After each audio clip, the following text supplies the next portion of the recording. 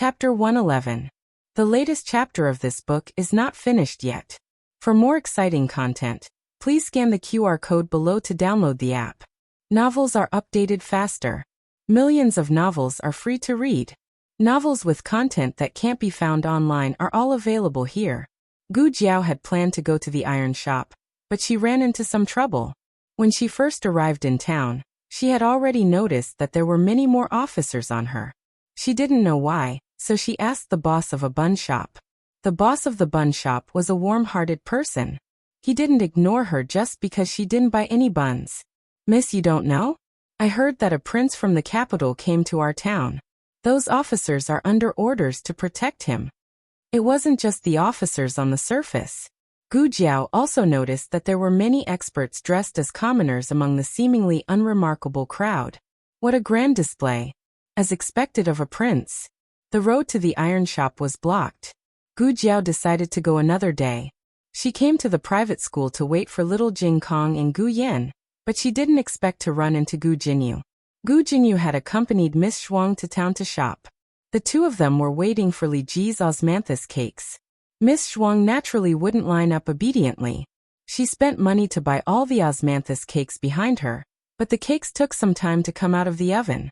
"Sister." Gu Jinyu saw Gu Jiao. She let go of Miss Shuang's hand and came over to greet Gu Jiao. Gu Jiao didn't want to bother with Gu Jinyu. She glanced at her and didn't intend to stop. Gu Jinyu chased after her. "Sister." Gu Jiao was annoyed. "I said I'm not your sister. Don't call me that in the future." Gu Jinyu opened her mouth. "But, hey, how can you speak like that?" Miss Shuang suddenly appeared beside Gu Jinyu. Because Gu Jinyu had given her the calligraphy and flattered her, Miss Shuang and Gu Jinyu had turned hostility into friendship. She even saw Gu Jinyu as her friend. Miss Shuang felt that she had been humiliated when her friend spoke to her in such a humble manner, and even received a cold face from the other party. Gu Jiao didn't know Miss Shuang, and she didn't intend to know her. She kept a distance from the two of them with an expressionless face. Miss Shuang had never been ignored like this before. She was furious. "Stop right there." Gu Jinyu tugged at Miss Shuang's sleeve. "Miss Shuang, forget it." Miss Shuang said angrily. "What do you mean by forget?" She was just an unruly commoner. Yet she dared to give the daughter of an aristocratic family a hard time. Who did she borrow the guts from? Gu Jinyu said awkwardly. "She's my elder sister." Miss Shuang sneered. "What kind of sister is she? Do you think an unruly commoner is worthy?" Gu Jinyu explained. "I'm not lying. She really is my father's child." Miss Shuang looked at Gu Jiao from head to toe. "Poor and ugly." I understand. She is your father's illegitimate daughter." Marquis Gu only had one daughter who had acknowledged her identity. If he had other children, then they must be mistresses, and mistresses were illegitimate children. Gu Jinyu tugged at her and said, "No, Miss Shuang, things are a little complicated. I'll explain it to you later." Miss Shuang snorted coldly. "You don't have to speak up for her. She's just a cheap wretch who can't be seen in public. Why do you have to give her face? I've seen many people like her. She thinks that she's a proper master just because her mother is a fox. She doesn't know that a pheasant will always be a pheasant. Even if she flies to a branch, she can't become a phoenix." She was scolding Gu Jiao, but Gu Jinyu felt as if she was scolding herself. Her face burned. Gu Jiao's expression was extremely calm, as if she wasn't the one being scolded. This made Gu Jinyu feel even more stifled. This Miss Shuang was too good at scolding others. Miss Shuang scolded Gu Jiao for a long time, but the other party didn't do anything. She felt that her fist had hit cotton. She took a few steps forward, pointed at Gu Jiao's nose, and said, "You apologize to my friend immediately." Gu Jiao looked at her as if she was looking at an idiot. This look completely infuriated Miss Shuang. At this moment, school was over. Gu Yan and little Jing Kong walked out. The two of them saw Gu Jiao and little Jing Kong ran to Gu Jiao's side. Gu Yan couldn't run away. He could only watch as the little monk threw himself at Gu Jiao. Little Jing Kong hugged Jiao Jiao. Miss Shuang and Gu Jiao were very close to each other. When little Jing Kong ran past her, he accidentally brushed against her skirt. Miss Shuang was instantly enraged. "How can you walk like that? You've dirted my skirt. Gu Jiao's gaze turned cold. Gu Yan's expression also turned cold. Little Jing Kong didn't sense the hostility in her words. He let go of Jiao Jiao's hand and carefully studied Miss Shuang's skirt. Did I dirty your skirt? Let me see. Miss Shuang suddenly pulled her skirt. Don't touch me with your dirty hands. Gu Yan walked over coldly and took out a handkerchief. He squatted down and grabbed the little monk's hand to wipe it carefully. After that, he threw the handkerchief on the ground without hesitation. Don't touch dirty things outside in the future. Miss Shuang widened her eyes in disbelief. Did she hear it wrong? Did this guy say that her skirt was dirty? Miss Shuang was furious. Just now, she was still thinking that this person was so beautiful. Now she turned around and found that he was an arrogant bastard. Gu Jinyu looked at Gu Yan and said, Yenner, this is Miss Shuang. She's Prince An's sister. Miss Shuang frowned. You know him? Gu Jinyu nodded. He's my father's son. He and elder sister are fraternal twins. Miss Shuang looked at Gu Yan with disdain. Fraternal twins. That means he's also an illegitimate child.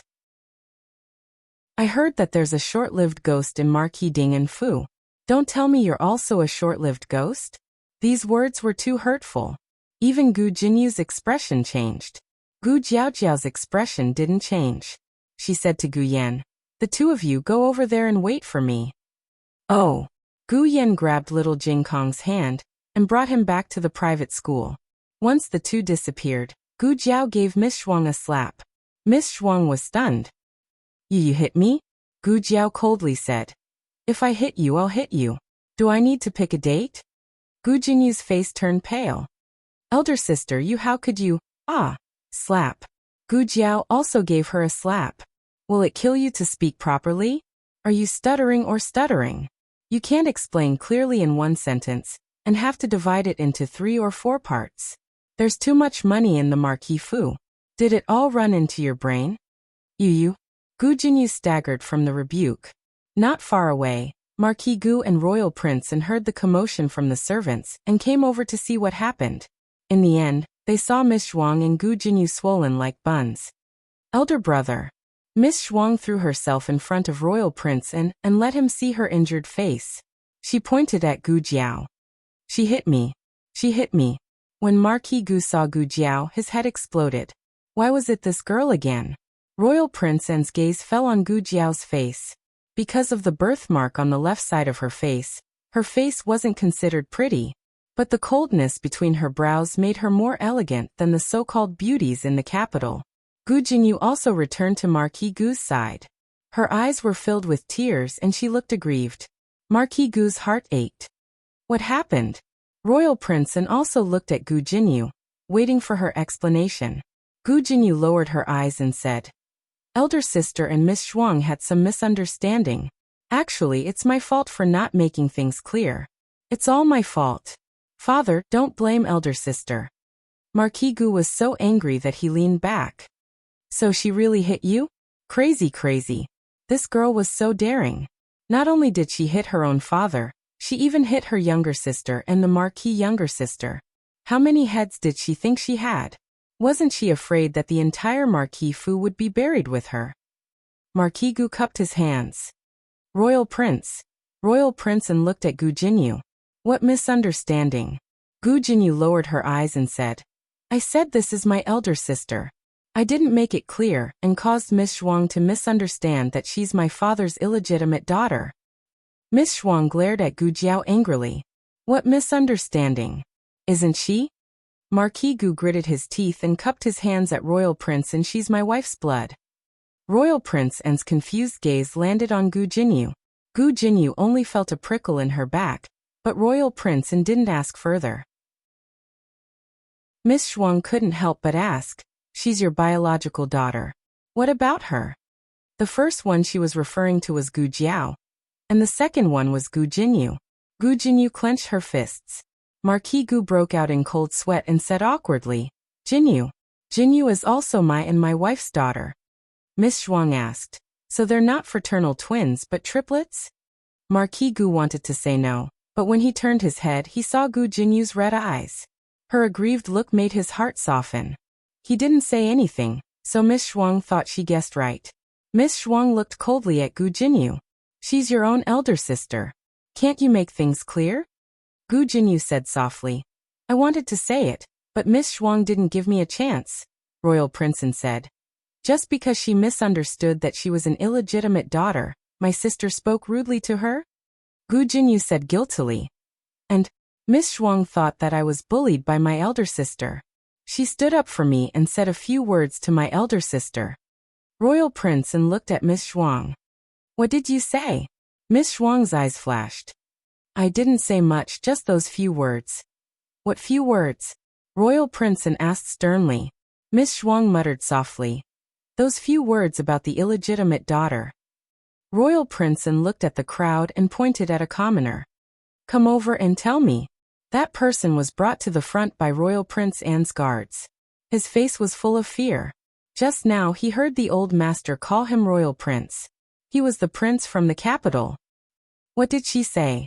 Royal Princeton looked at the commoner and glanced at his younger sister. That person didn't dare to say. I'll pardon you, Royal Princeton said calmly. That person looked at Miss Shuang. Miss Shuang used her eyes to threaten him. Royal Prince Anne's tone was clearly easygoing, but he strangely felt that Royal Prince Anne was more dangerous than Miss Shuang. He broke out in cold sweat and confessed. She called that girl an illegitimate daughter, a wretch. She called that girl's mother a vixen. She also called another person. She said, there is a short-lived ghost in Marquis Ding An's Fu. You wouldn't also be a short-lived ghost, right?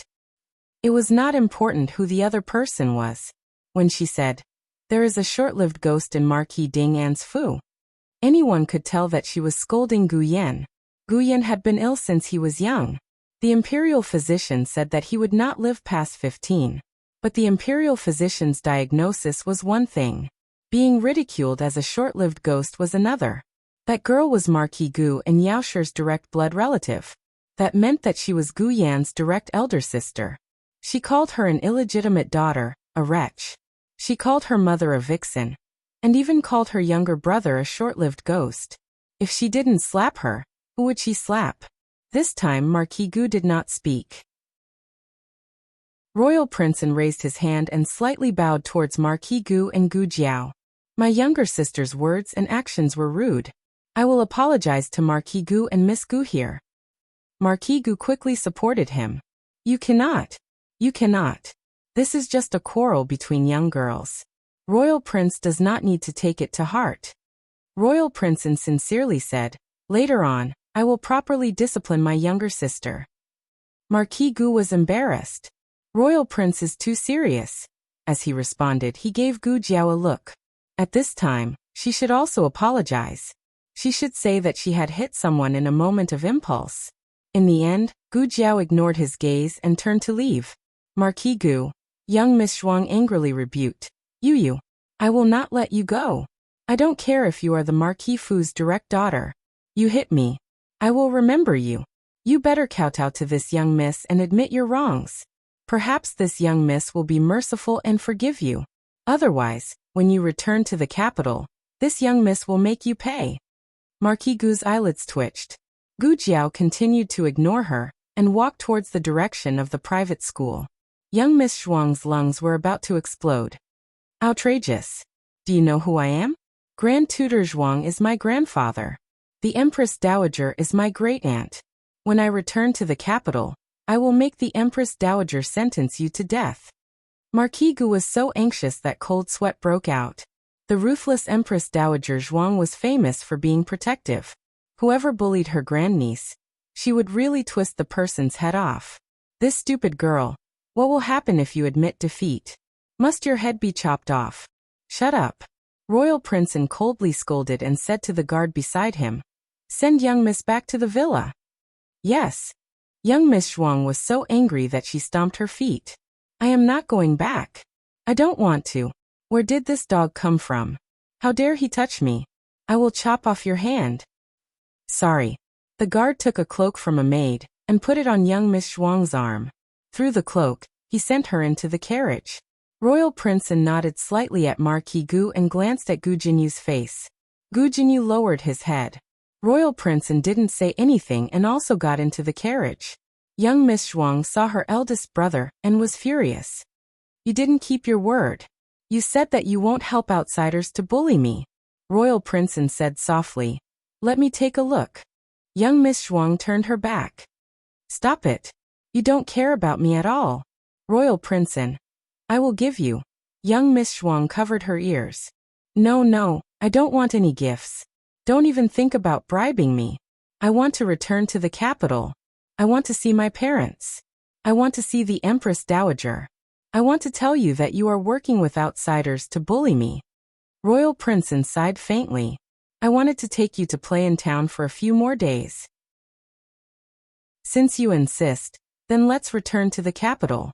Fourth uncle is also returning to the capital. Let him test you on your homework, and see if you have made any progress. Hearing that she was going to be tested on her homework by Provincial Governor Zhuang, young Miss Zhuang did not make a sound. She removed her hands from her ears and weakly said, Then how about playing for a few more days? Royal Prince said, Then you are not allowed to cause any more trouble. I know. Young Miss Zhuang said perfunctorily, but she secretly swore in her heart that when she returned to the capital, she would immediately go see the Empress Dowager. She would have the Empress Dowager drag out that little wench from Marquis Ding, and Fu and give her 100 slaps in front of everyone. Digression. Note. If I want to hit you, then I'll hit you. Is there a need to pick a day? Lines from the Hong Kong Drama Palace Intrigue. The newest chapter of this book is not finished. For more exciting content, please scan the QR code below to download the app. Novels are updated even faster. Millions of novels are free to read. Novels with connotations that can't be found online are all available here. https://www.zhhbqg.com/89642_8964226/115268292.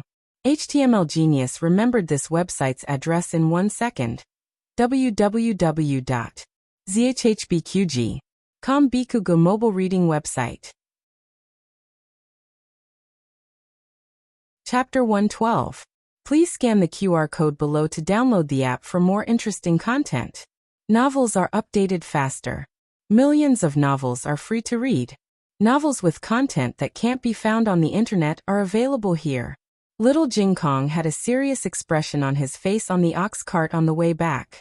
He met a very fierce benefactor today, and she said a lot of things that he didn't understand. It didn't seem to be anything good. But that was not the point. He seemed to be protected by Brother Gu Yan today. He was much smarter than Gu Yan. He skipped grades and got first place every time. Brother Gu Yan was like a baby. But when Brother Gu Yan squatted down to wipe his little hands and pulled him to the private school, he had the illusion that he was the baby. Little Jing Kong fell into deep thought. For the first time, he was confused about his position with Gu Yan. On the other side, Royal Prince and Miss Zhuang returned to the villa. Miss Zhuang was exhausted and fell asleep immediately. Royal Prince ordered her personal maid, Don't let anyone disturb her rest. Don't see anyone who comes. The maid hesitated. What if Miss Gu? Royal Prince's eyes were cold. I won't see her. Yes. The maid hurriedly responded. Royal Prince returned to his room. Not long after, the black-robed man flashed in and saluted him with cupped hands. Your Highness. Royal Prince poured himself a cup of tea and said lightly, Did you find anything? The man in black shook his head. I've secretly checked all the inns and clinics in town. I didn't find any trace of the Empress Dowager. Royal Prince murmured, Maybe she didn't go to the clinic or the doctors in town. She didn't stay in the inn either. The man in black was puzzled. Then where did the Empress Dowager go? Did she hide in a commoner's house? Royal Prince was silent. The man in black didn't care. Royal Prince, that's impossible. Have you forgotten that the Empress Dowager has leprosy? In the early stages of leprosy, there were only some small red spots on the body and face, which looked like frostbite or allergies. But as the disease progressed, the symptoms of leprosy would become more and more obvious, and eventually become completely different from normal people. It was impossible for a leper to remain hidden, unless she had gone into the mountains and lived alone. But that was even more impossible. The Empress Dowager had lived like a princess all her life. She didn't even know how to cook. If she really stayed in the old forest, she would starve to death sooner or later, even if she didn't die of illness or get bitten to death by wild beasts. Royal Princeton said thoughtfully, "You're right, but if she didn't hide, where did she go? She has leprosy and causes a commotion wherever she goes." The man in black said, "Are you really not considering the possibility of the Empress Dowager's death?" Royal Princeton said, "I've said it before. If he's alive, I want to see him. If he's dead, I want to see his corpse." The man in black was at his wit's end. Perhaps someone took her in and cured her. The man in black said, "Leprosy is incurable. Even the most skilled doctor in the state of Chun could only delay the symptoms of leprosy. The earlier they interfered, the better the effect, but a complete cure was unheard of." Royal Princeton obviously knew how unreasonable his guess was, but compared to being cured, he didn't want to believe that the Empress Dowager had died alone in a corner. He ordered, "Go and investigate the old woman who came to Qingchuan town last winter. Don't leave out the villages under her rule." Yes. The man in black accepted the order and went to investigate. His efficiency was much higher than Huang Zhong's group. In a few days he found 2 clues. One was in Daniu village, the other was in Qingchuan village. The 2 villages were in the north and south of the town. This one from Daniu village was stranded there last winter. When the villagers found her, she was curled up in an abandoned cowshed. The villagers pitied her, so they let her live in the cowshed.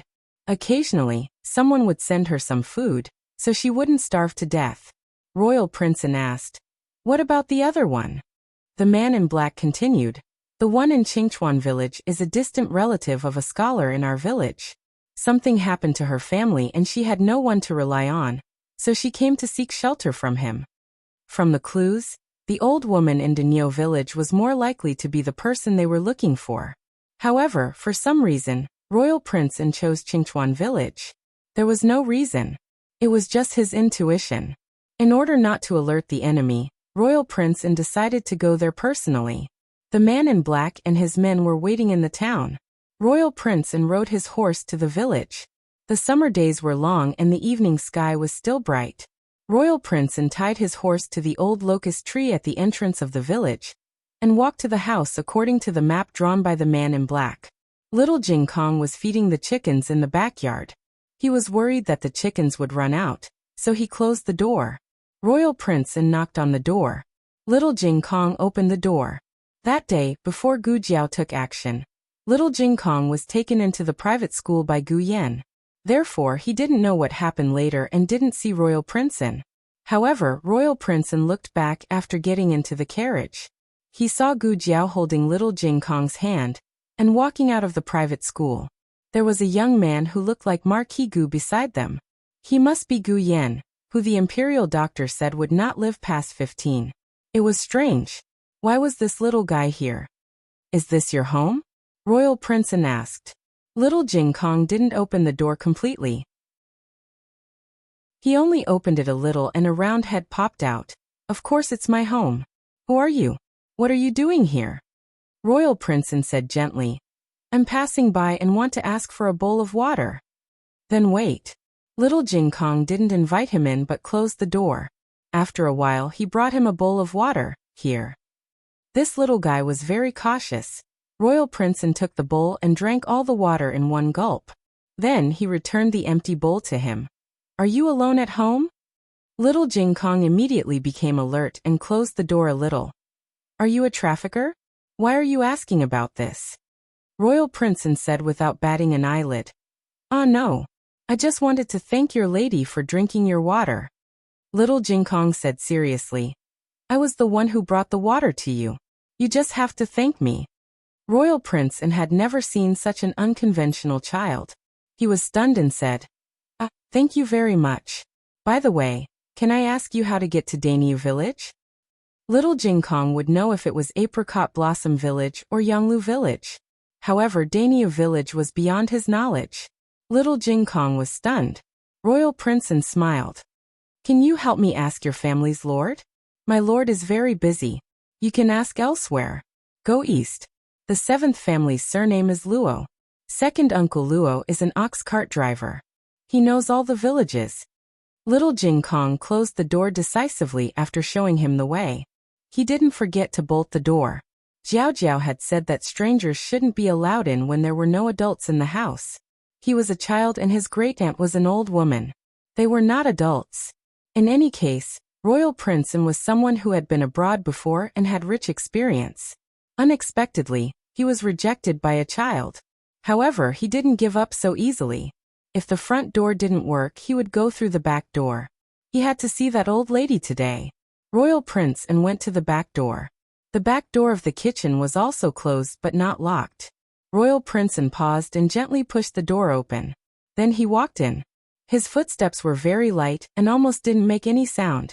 Just as he took 2 or 3 steps, a figure suddenly jumped out from behind the door and hit him on the head with a rolling pin. With a bang, Royal Princeton fainted. The old lady threw the rolling pin back on the chopping board and looked down at the unconscious Royal Princeton. She snorted, "Sneaky. I can tell you're not a good person." The old lady heard the conversation between Royal Princeton and little Jing Kong. He kept asking if the Lord was in the house. After being rejected, he sneaked in through the back door. Thief, he was a real thief. It wasn't strange that the old lady was so suspicious. After the family's life was not so difficult, they were indeed targeted by thieves. However, the thieves were all at night. At night, Gu Jiao and Gu Yan's secret guards were there.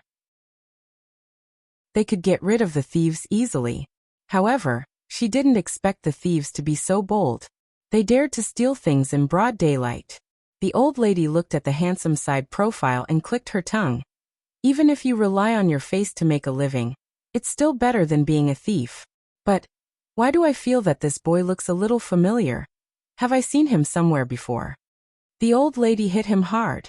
When Gu Jiao, Gu Xiaoshan, and Gu Yan returned from cutting firewood in the mountains, he was still unconscious on the floor of the kitchen. Gu Jiao and Gu Xiaoshan put down the 2 bundles of firewood on their backs. Gu Yan also put down the half basket of dried branches and leaves that he had packed. "Jiao Jiao, there was a thief in the house. Great-aunt is so powerful. She knocked the thief out." Little Jing Kong turned into a little loudspeaker in a second and told them what happened. Gu Jiao quickly recognized that he wasn't a thief. He was the young man in embroidered clothes that she saw outside the private school a few days ago. He was the royal prince and that Gu Jiao mentioned. Gu Jiao didn't have a good impression of him. He didn't shield his biological sister, and even apologized to Marquis Gu and her. He was so understanding at such a young age. She didn't know if he was too fair and kind or if he wasn't simple at all. No matter what, he couldn't get into trouble in their house. Gu Jiao grabbed him with both hands and brought him to Gu Xiaoshuan's room. The old lady didn't show any mercy. There was a big bump on his head, and he even bled a little. Gu Jiao applied medicine for him and wrapped him in gauze. After that, Gu Jiao took out silver needles and pricked his acupuncture points a few times. Royal Princeton slowly opened his eyes. Royal Princeton's facial features weren't particularly exquisite, but he had an aura that could make people sink into him. His eyes were beautiful, but his gaze didn't seem right. Gu Jiao looked at him strangely. She took out her hand and waved it in front of his eyes. He didn't react. What was going on? Was he blind? At this time, the sky was dark and there was only a weak oil lamp in the room. Gu Jiao made the wick brighter, but he still couldn't see. However, he didn't panic and didn't show any abnormality. He calmly closed his eyes and said, "My eyes hurt." The first thing he said when he woke up wasn't to ask where he was or who she was, but to cover up the fact that he couldn't see. What a strange person. Since he said so, Gu Jiao naturally wouldn't expose him. After all, no one could guarantee that there wouldn't be any consequences after exposing him. The more you know, the faster you'll die. Then don't open your eyes. I'll find some herbs for you, Gu Jiao said. She randomly took some mint leaves and wrapped them in a cloth to cover his eyes. "Jiao Jiao." Little Jing Kong poked his head in the door. "Is he awake?" It was the little fellow's voice. And Royal Prince began to guess Gu Jiao's identity. If he didn't guess incorrectly, she should be the woman who argued with his younger sister that day. But wasn't she Marquis Ding An's daughter? How could she live in this kind of place? He's awake. Gu Jiao asked, "Are you hungry?" "Unhungry." Little Jing Kong nodded honestly and asked, "Then is there something wrong with him?" Gu Jiao said softly, "He's fine. His eyes are just a bit uncomfortable." Little Jing Kong asked again, "Will he blame Grandaunt?" Gu Jiao looked at an royal prince. "Recently, our home has been burglarized a few times. You came in through the back door, so my Grandaunt thinks you're a thief." "It's my fault." And royal prince said, "He won't blame Grandaunt." Gu Jiao turned to Little Jing Kong and said, "Go eat some snacks first. I'll cook immediately." Only then did Little Jing Kong feel relieved and leave. And royal prince listened to Gu Jiao's voice and found it hard to connect her with the woman who slapped his younger sister, and Gu Jinyu. It was as if they were two different people. It was also as if her patience and gentleness were all given to her family. When there was no one else in the room, Gu Jiao asked again, "Royal Princein, why did you suddenly come to visit?" Originally, it was just a guess. Now that she called him an royal prince, it confirmed his identity. After all, it was impossible for people who had never seen him to know that he was an royal prince. Commandery prince and could not tell her that he suspected that the Empress Dowager was hiding in her house. He hesitated for a moment and said, "To be honest, I'm here to apologize. Miss Gu has been wronged because of my sister." Gu Jiao. And royal prince couldn't tell if she believed him or not. "You're saying the person who knocked me out was your Grandaunt?" Gu Jiao asked, "What's wrong?" And royal prince smiled without batting an eyelid. "She's really strong." It seemed that the person wasn't the Empress Dowager. The Empress Dowager recognized him. And royal prince planned to leave. At this moment, Little Jing Kong complained in a small voice from the backyard, "Jiao Jiao, Grandaunt secretly ate candied plums again." "I didn't." "Little monk, don't talk nonsense." "I'm not a monk." "You're little Baldy." This voice. And royal prince felt his whole body tremble and his whole body stiffen. Digression. Begging for monthly votes, XX gave out monthly votes in a red packet. Friends who voted for the monthly votes, remember to receive them. The latest chapter of this book is not finished yet. For more exciting content, please scan the QR code below to download the app. Novels are updated faster and more complete. Millions of novels are free to read. Novels with connotations that can't be found on the internet are all available here. https://www.zhbqg.com/89642_8964286/115239314. HTML Genius remembered the website address in a second. www.zhbqg.com Bikuga mobile reading website. Chapter 113. The latest chapter of this book is not finished yet. For more exciting content, please scan the QR code below to download the app. Novels are updated faster. Millions of novels are free to read. Novels with content that can't be found online are all available here. Gu Jiao walked out and looked at the jar that the old lady was holding tightly in her arms. "Great-aunt, you said that you can only eat 3 a day." The old lady refused to admit her mistake. "I only ate 3. Gu Jiao pointed at the jar. "But there are clearly 6 less in this jar." "He ate it." The old lady dragged Gu Shaoshan into the water. Gu Shaoshan, who was chopping firewood, was confused. "What's wrong? What did he eat now?" Gu Jiao cruelly confiscated the old lady's candied plums and searched her room for the stock that she had kept for a long time. The old lady's face turned green. Royal Princeton heard the familiar voice and his heart tightened. Was it the Empress Dowager? It was a pity that he couldn't see now. But it didn't matter. When the sun rose, his eyes would recover. Gu Jiao finished confiscating the old lady's candied plums and turned around to see Royal Princeton walking out blindly. He was standing at the door and looking over. "What are you looking at? You can't see." Gu Jiao walked over and said lightly, "Where does Royal Princeton live?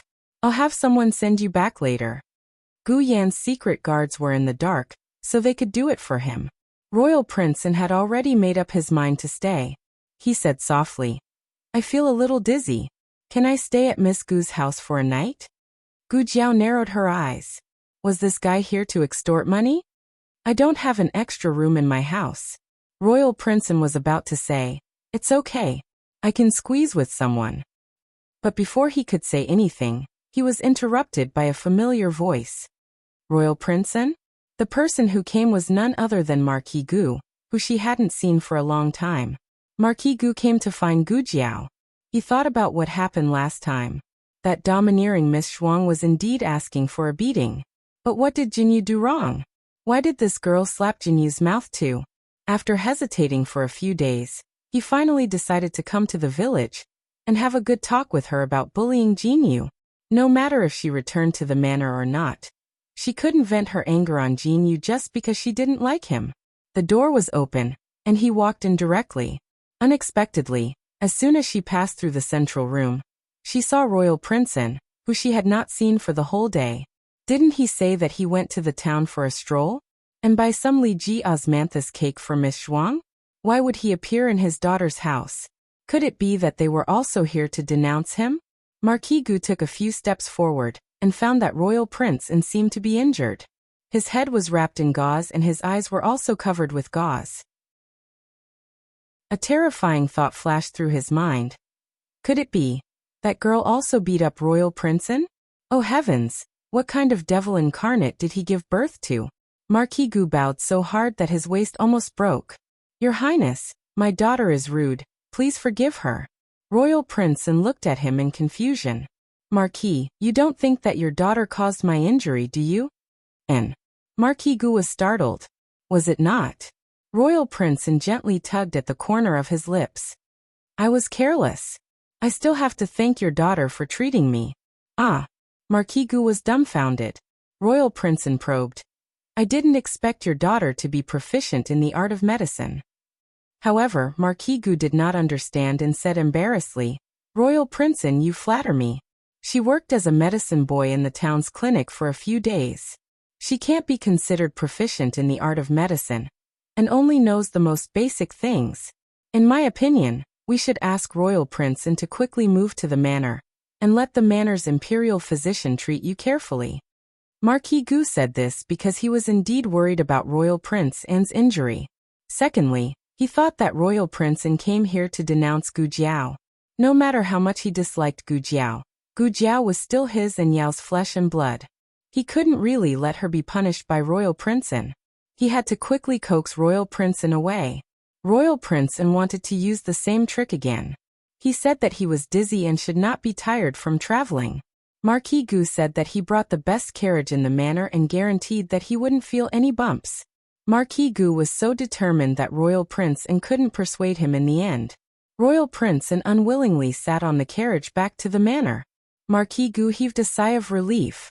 However, Royal Princeton's heart was filled with doubts. Why did Marquis Gu insist on bringing him back to the manor? Was he worried that he would find something in his daughter's house? Why did his daughter live in the countryside? Was it to hide the Empress Dowager? Marquis Gu didn't know that his actions had made Royal Princeton think so much. After returning to the manor, in order to appease Royal Princeton's anger, he gave him many expensive antiques and paintings. It really hurt him. Royal Princeton became more suspicious of Marquis Gu. Marquis Gu was Imperial Concubine Shu's brother, and Imperial Concubine Shu was one of His Majesty's people.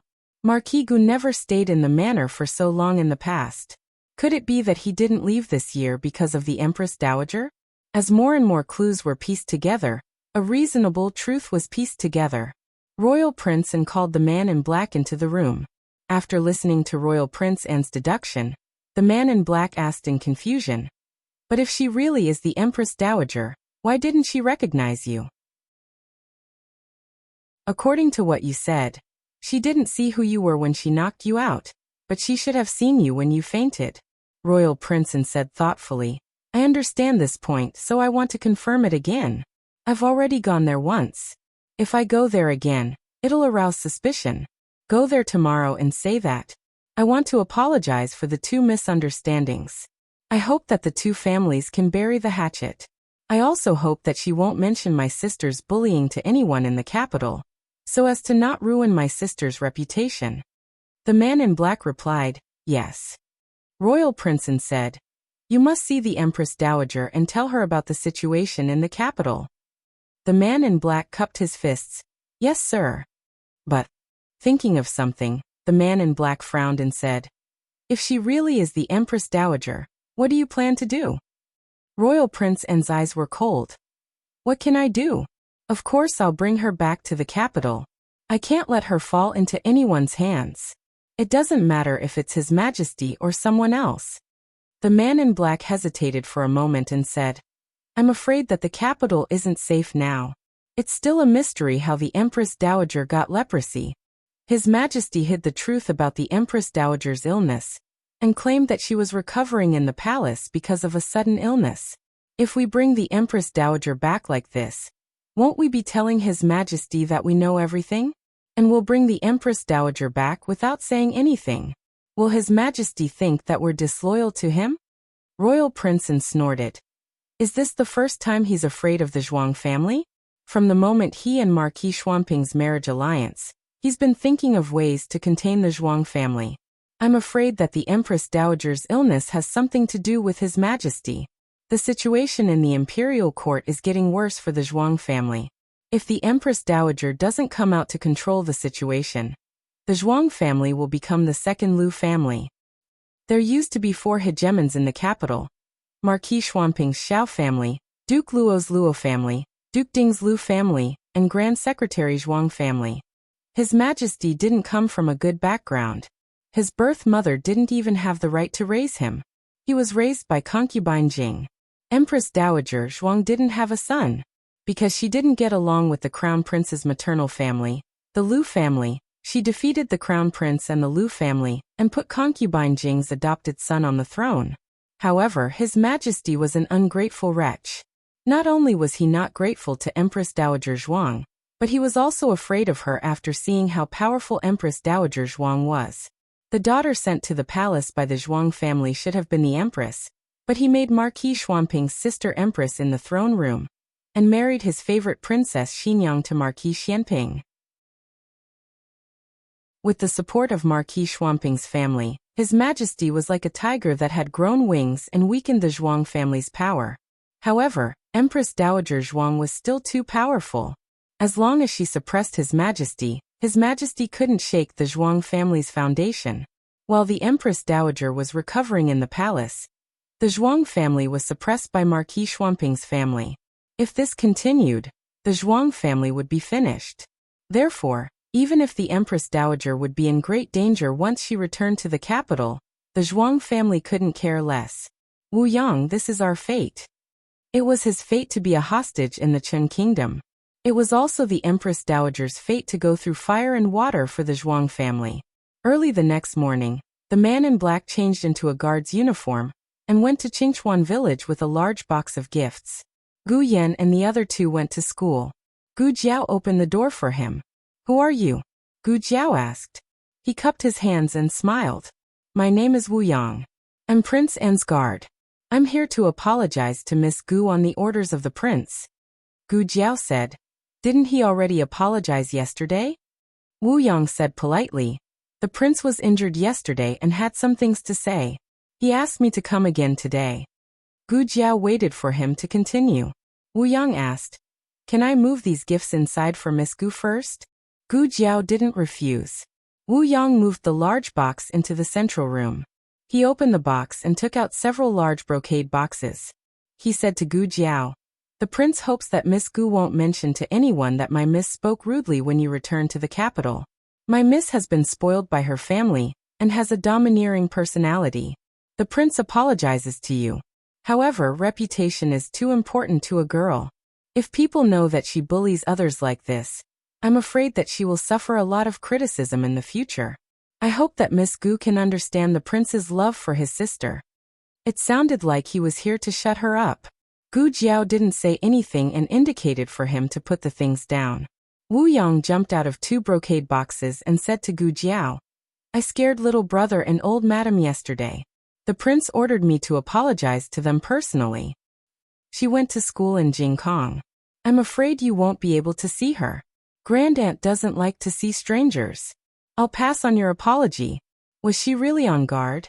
Wu Yang originally only believed 30% of it, but now he believed 50%. He stood up and said, Then I'll have to trouble Miss Gu. May I borrow the latrine? Gu Jiao glanced at him, please. Wu Yang went to the latrine with a normal expression. Wu Yang was stalling for time. He had to see the Empress Dowager today. He was lucky that the old madam had a nightmare and woke herself up. She came out to the courtyard to get some fresh air, and bumped into Wu Yang. Wu Yang was Prince An's confidant. He had followed Prince An to see the Empress Dowager many times. He was familiar with the Empress Dowager's appearance, unlike Marquis Gu who had only seen her twice. The person in front of him was dressed like an old lady from the countryside. She was calm and composed. Her aura was far from that of the ruthless Empress Dowager Zhuang. However, Wu Yang could still recognize that she was the Empress Dowager.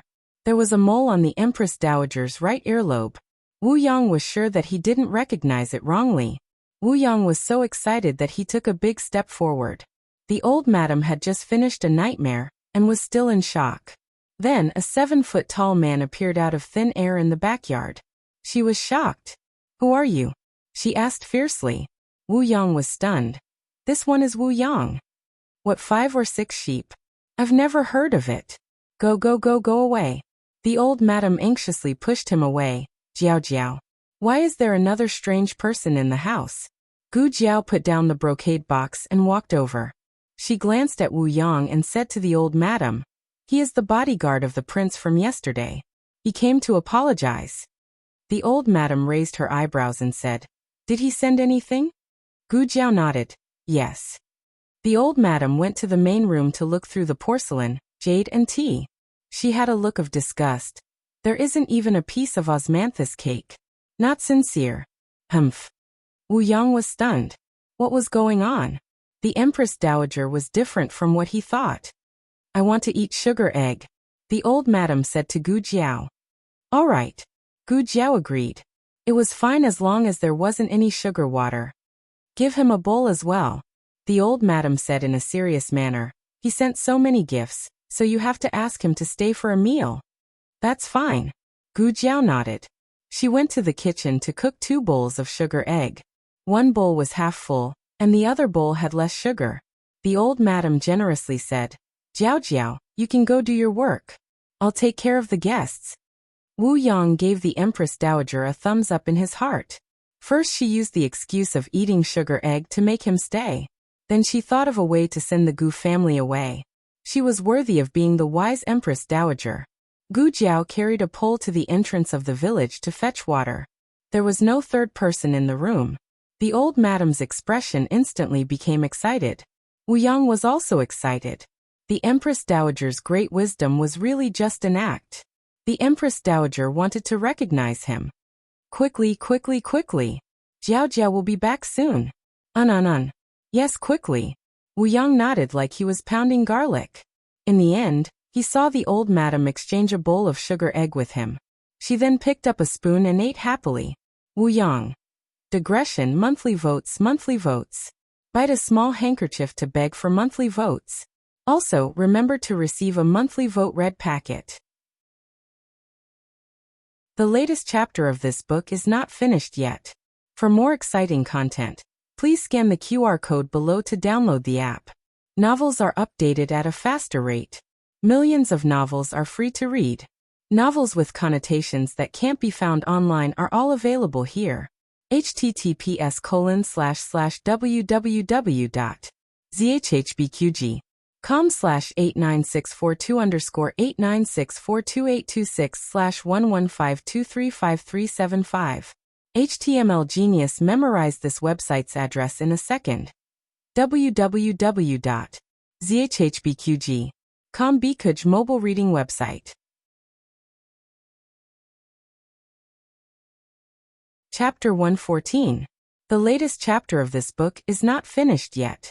For more exciting content, please scan the QR code below to download the app. The novel is more complete and updated faster. Millions of novels are free to read. All the novels that can't be found online are here. In order to eat sweets, the old lady let Wu Yang be a tool at home for the whole day. Wu Yang said, "Miss Gu, I'm hungry. I want to eat candied fruit." "Miss Gu, I'm thirsty. I want to drink mung bean soup, the super sweet kind." When he returned to the villa, Wu Yang was doubting life. Prince saw him in the room. How was it? Did you see the Empress Dowager? Wu Yang's face was green. I saw her. But was that really the Empress Dowager? Wu Yang told Royal Prince about his miserable day. Prince was shocked. He remembered that when he was in the village yesterday, he seemed to have heard the Empress Dowager say some strange things. But he was too excited and didn't take it to heart.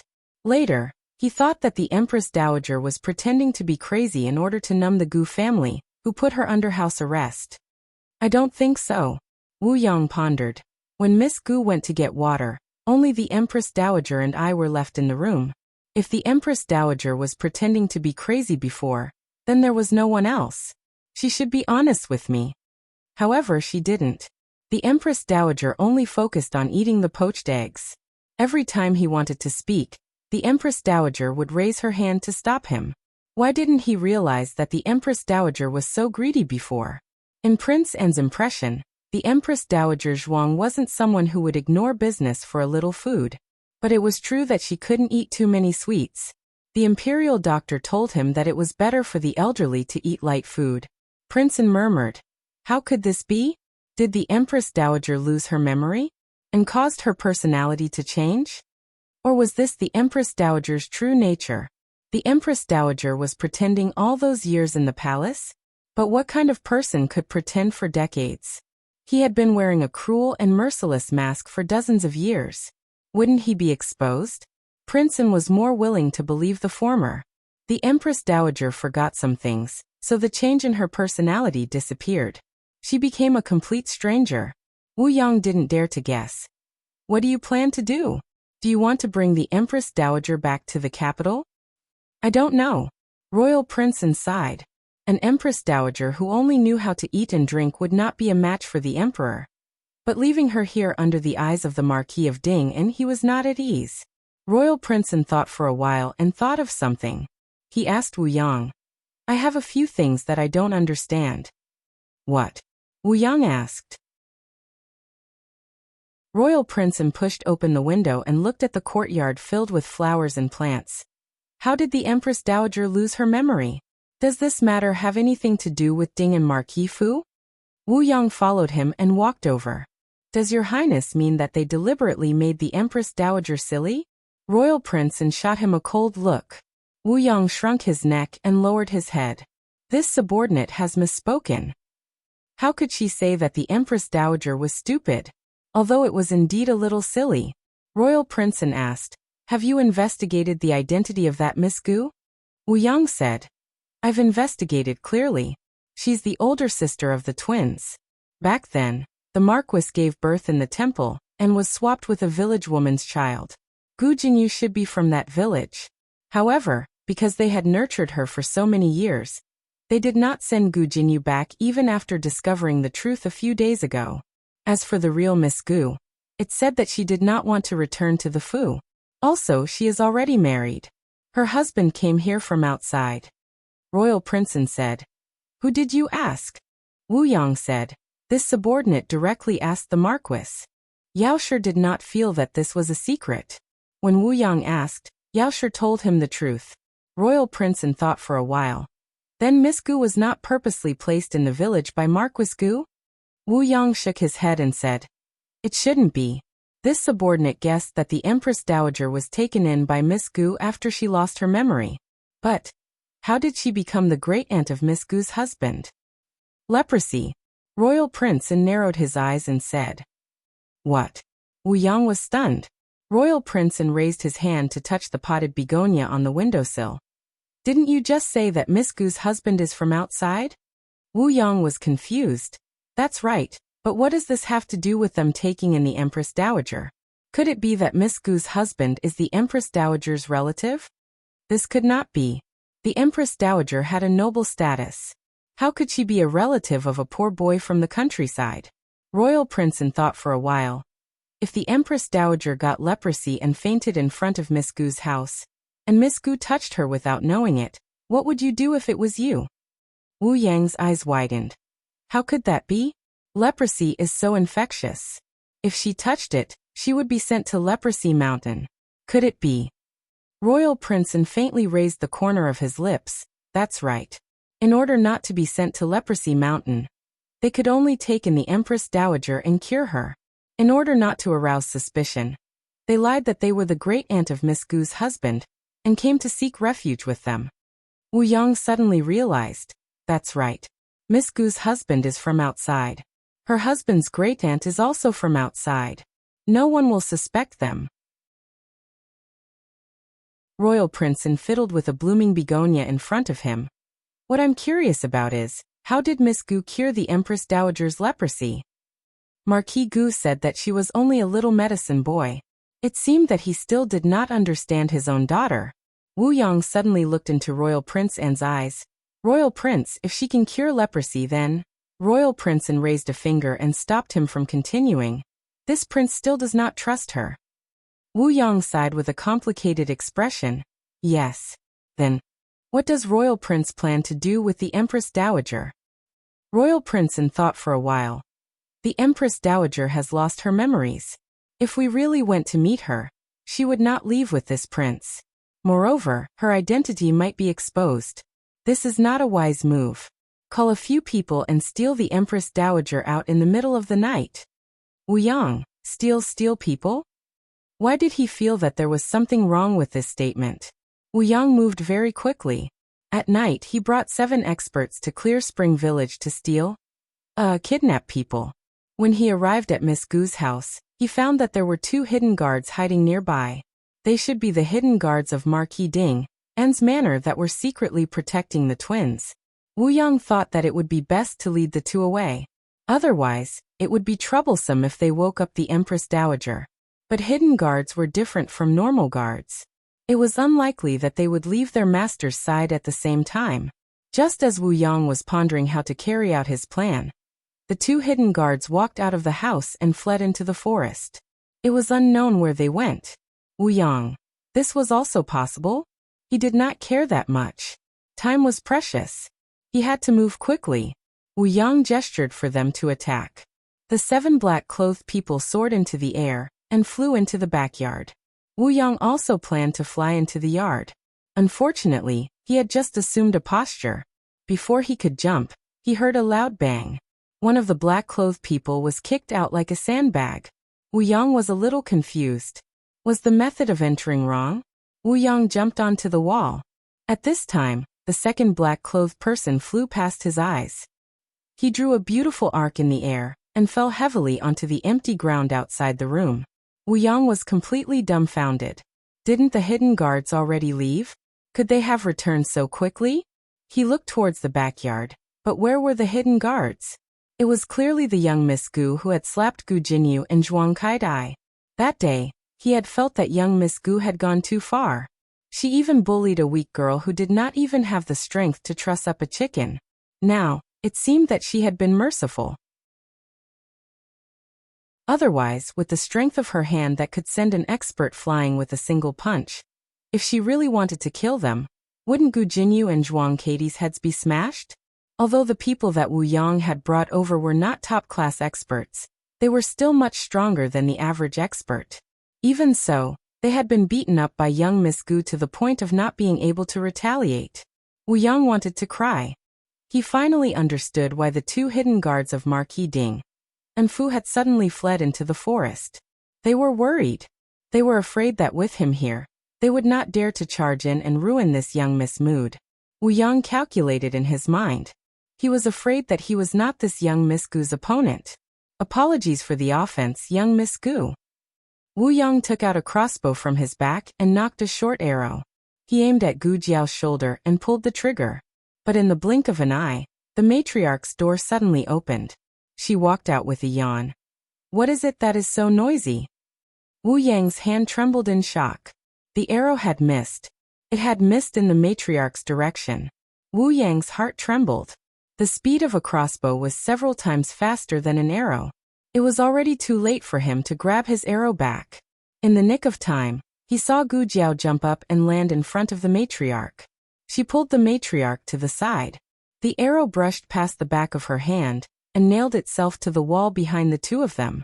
The back of Gu Jiao's hand had been scratched and was covered in blood. She used her other hand to pull out the arrow and fiercely threw it in the direction of Wu Yang in the night. That arrow was too fast. It was so fast that even an expert like Wu Yang could not dodge it. His right shoulder was hit by the arrow. He gave a grunt and said to the black-clothed men on the ground, "Retreat." After the group of people left, the village regained its tranquility. The matriarch saw the blood on the back of Gu Jiao's hand. "Jiao Jiao, you're injured." Gu Jiao did not care. "It's nothing. It's just a scratch." The matriarch scolded. "Our family's life is getting better, but now we're being targeted by thieves." Thieves. The thieves that came the previous few times didn't have such skills and equipment. Gu Jiao looked at the boundless night sky. She felt that these people did not come for the money. They went straight to the small east room. That was her great-aunt's room. Wu Yang returned to the villa with an injury. He did not have time to heal himself before he went to the study to see Royal Prince and looked at him in confusion. What happened? He knelt down on one knee and said with shame, "I failed in my duty. I couldn't bring the Empress Dowager back, and almost hurt the Empress Dowager." He didn't dare to hide anything and reported everything to Royal Prince An. A trace of surprise flashed through Royal Prince An's eyes. "I didn't expect," Wu Yang agreed. "Yes, I didn't expect that Miss Gu, who grew up in the common people, would have such skills." Royal Prince An pursed his lips. "No, I didn't expect that she would sacrifice herself to save an old lady who has nothing to do with her. She did it to protect herself.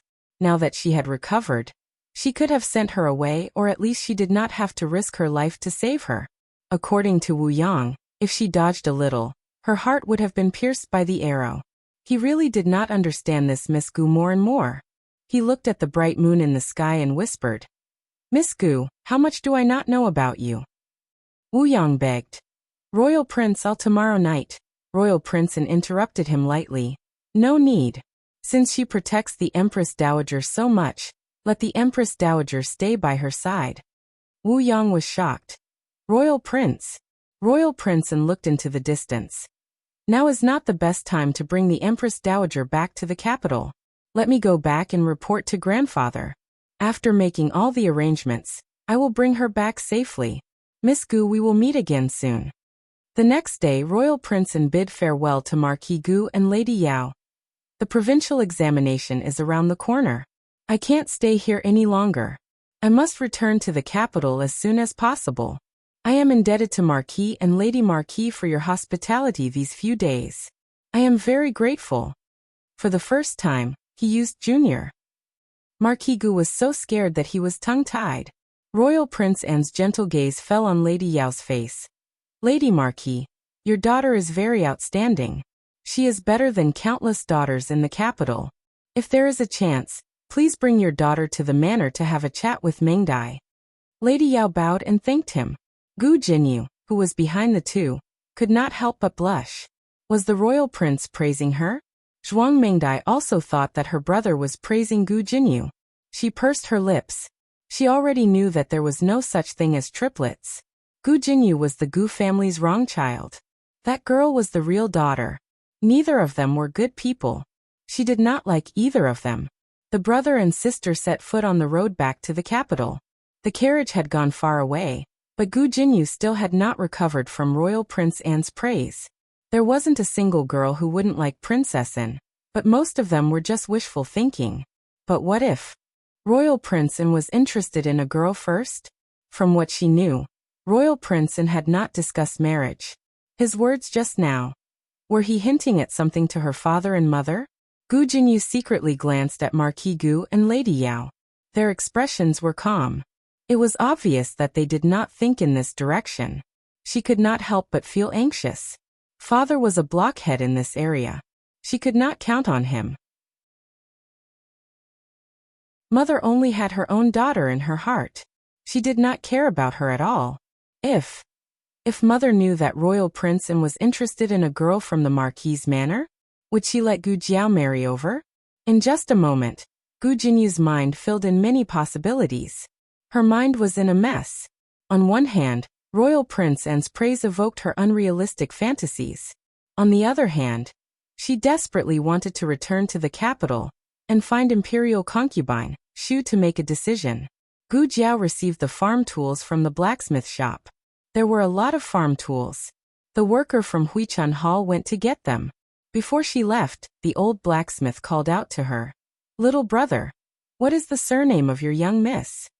The worker said, "You mean Miss Gu? She is not my young miss." The old blacksmith was stunned. "Ah, then she is." The worker did not know that Gu Jiao practiced medicine. He said, "She is a friend of our boss." The old blacksmith asked, "Can I trouble little brother to tell me where she lives so that I can go and thank her?" The worker said, "Miss Gu said that if she succeeds, she can be exempted from paying for the farm tools." The old blacksmith, but there were no buts. The worker left with the large carts of farm tools. The old blacksmith looked at the back of the horse carriage as it left. He was in a daze for a long time. Gu Jiao did not touch the empty space halfway up the mountain for the time being. She hired the nearby villagers to cultivate a large medicinal field on the mountain. She also dug a fish pond and a ditch to draw water from the bottom of the waterfall into the fish pond. Gu Yan's secret guards became the coolies in the mountain.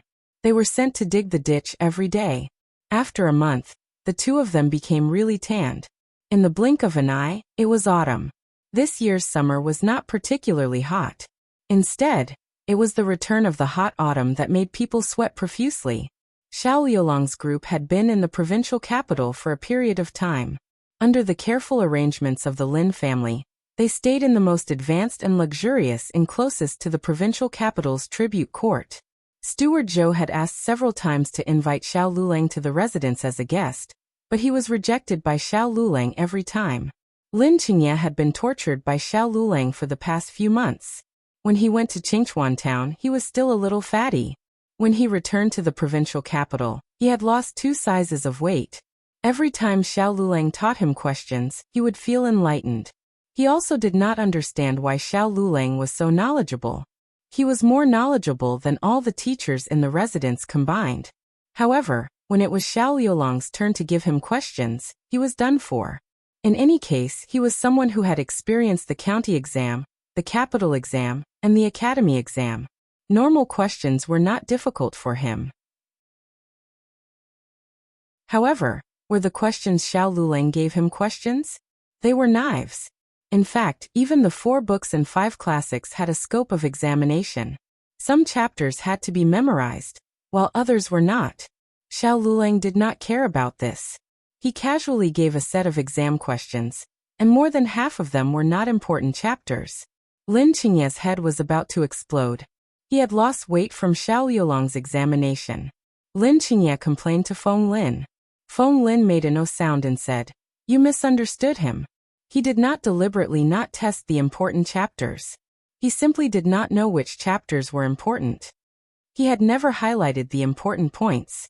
He directly went from head to back to tail. And he even memorized it backwards without missing a word." Even after being tortured by Xiao Lulang, Lin Qingye still did not choose to return to the residence after returning to the provincial capital.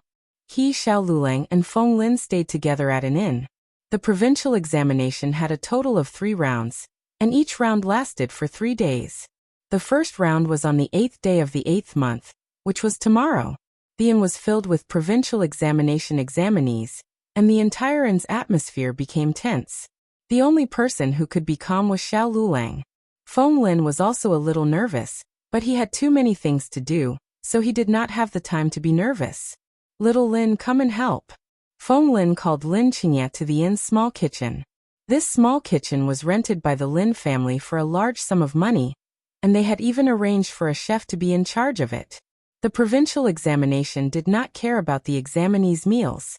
The chef wanted to cook for them, but was rejected by Feng Lin. Before leaving, Gu Jiao gave him a list of things to take note of and related recipes. The recipes were very detailed. Gu Jiao even took the weather into consideration. If the weather was cold, the first recipe would be used. If the weather was hot, the second recipe would be used. Biscuits, jerky, oranges, pickled vegetables. Feng Lin and Lin Qingye fiddled in the kitchen for an entire afternoon, and finally prepared everything they needed. The jerky was roasted by them, and the aroma of the meat filled the air, making all the examinees in the inn hungry. The pickled vegetables had been pickled a few days ago, and now that it was done, Feng Lin filled 3 small jars. The biscuits could not be left for too long, and were made by the chef before dawn. Feng Lin instructed the biscuits to be dry, without any moisture. Every provincial capital's provincial examination had 2 main examiners, appointed by the imperial court.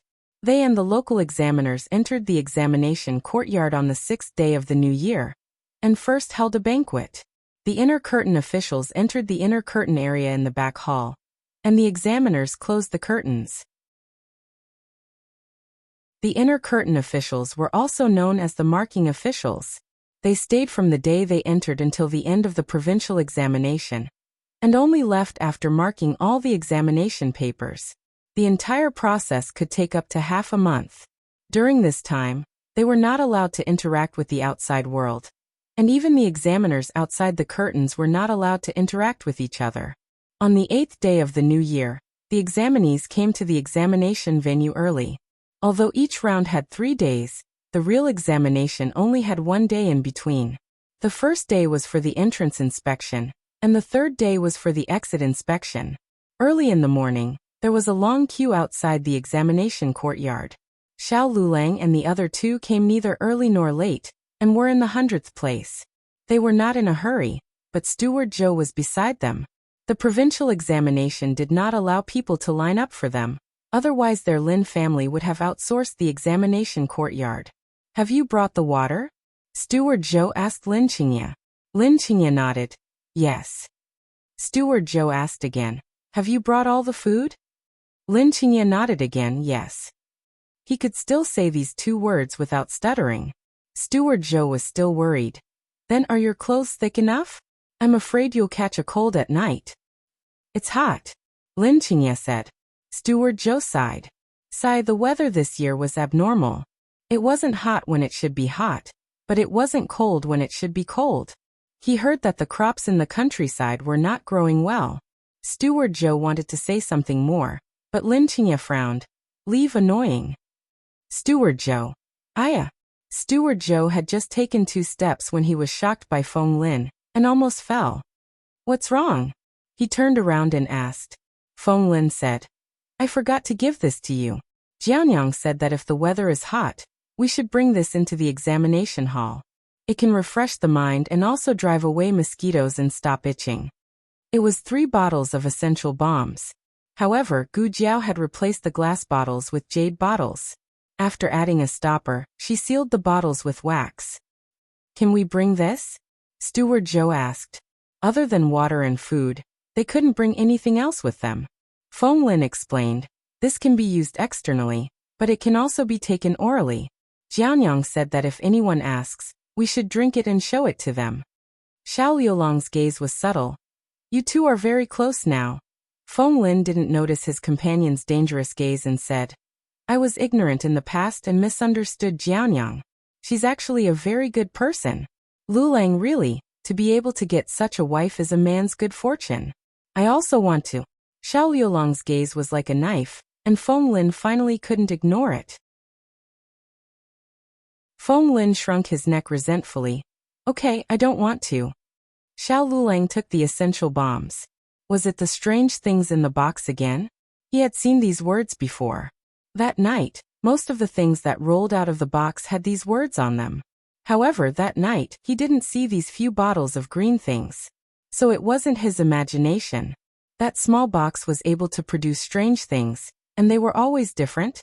Did it have some kind of strange trick or mechanism? Since these bottles were medicine, then could the ones he saw before also be medicine? Was it a small medicine box? Even someone as smart as Xiao Lulang couldn't understand Gu Jiao's small box.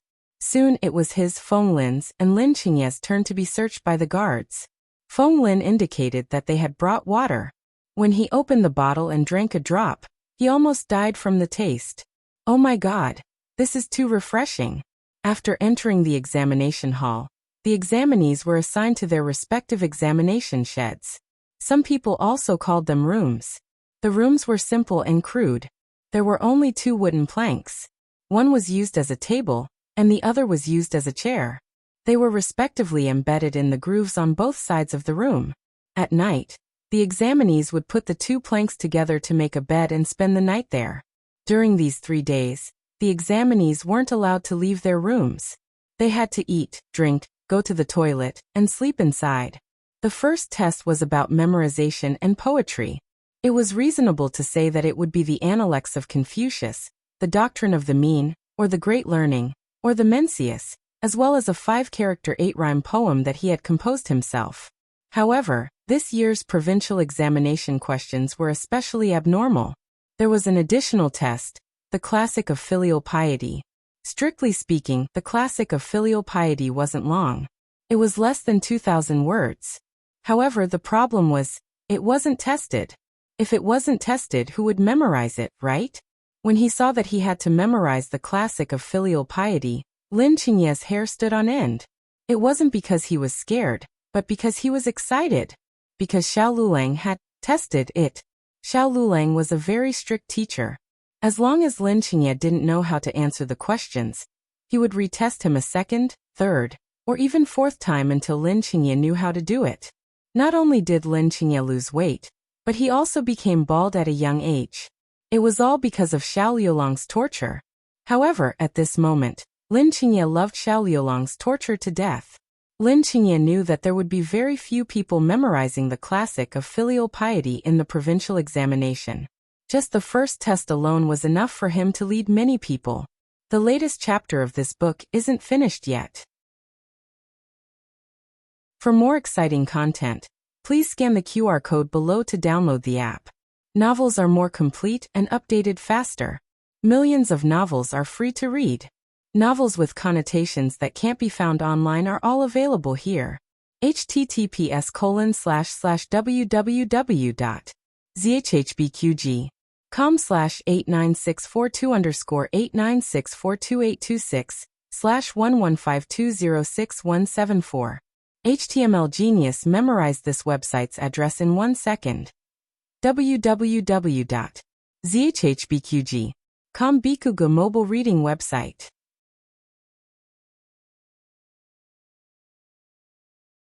Chapter 115.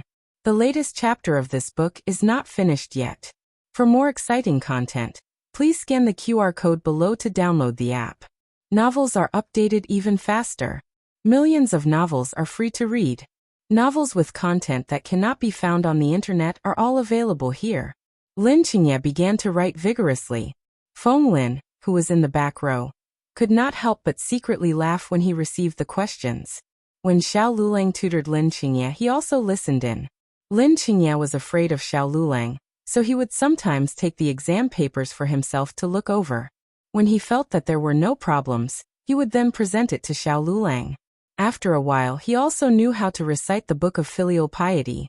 If not for the strict rules of the examination hall, Feng Lin would have wanted to hum a little tune.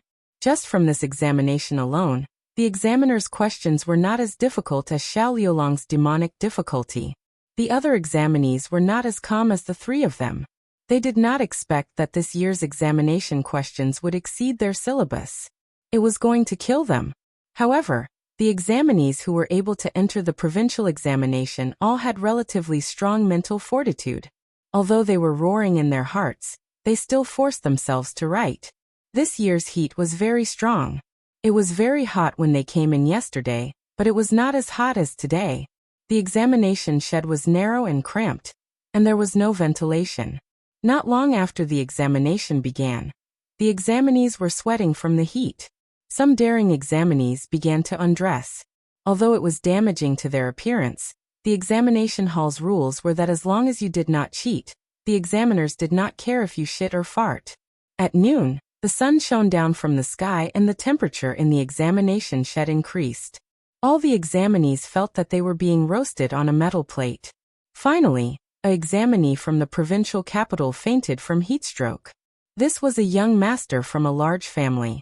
He had not suffered much and was not like the poor students who often worked in the fields. Instead, he was able to withstand the heat. The examiner paid attention to his movements. It was best if he could wake up on his own. Otherwise, once he was carried out of the examination shed, he would not be able to return to the examination hall. After waiting for a while, the examiner still did not respond. The examiner could only call for the guards to carry him out to see a doctor. Just as the guards carried him to the entrance of the examination hall, he woke up. He cried and shouted that he wanted to go back to the examination hall. However, the examination hall's rules would not be broken for anyone, not even a prince. Therefore, the imperial examinations had extremely high requirements for the examinees in all aspects. Not only did the examinees need to have a strong mentality, but their physical fitness must also be good enough. Otherwise, they wouldn't be able to withstand such a high-intensity examination. This small episode also created a huge psychological pressure on the rest of the examinees. Coupled with the fact that the weather was indeed getting hotter, everyone felt that their exam booth had become a huge furnace. At first, the examinees who refused to take off their clothes could no longer care about anything else. Not taking off their underwear was already the last bit of respect they could show to the examination hall. Xiao Lulang also felt the heat. If it was in the past, he would have fainted from the heat.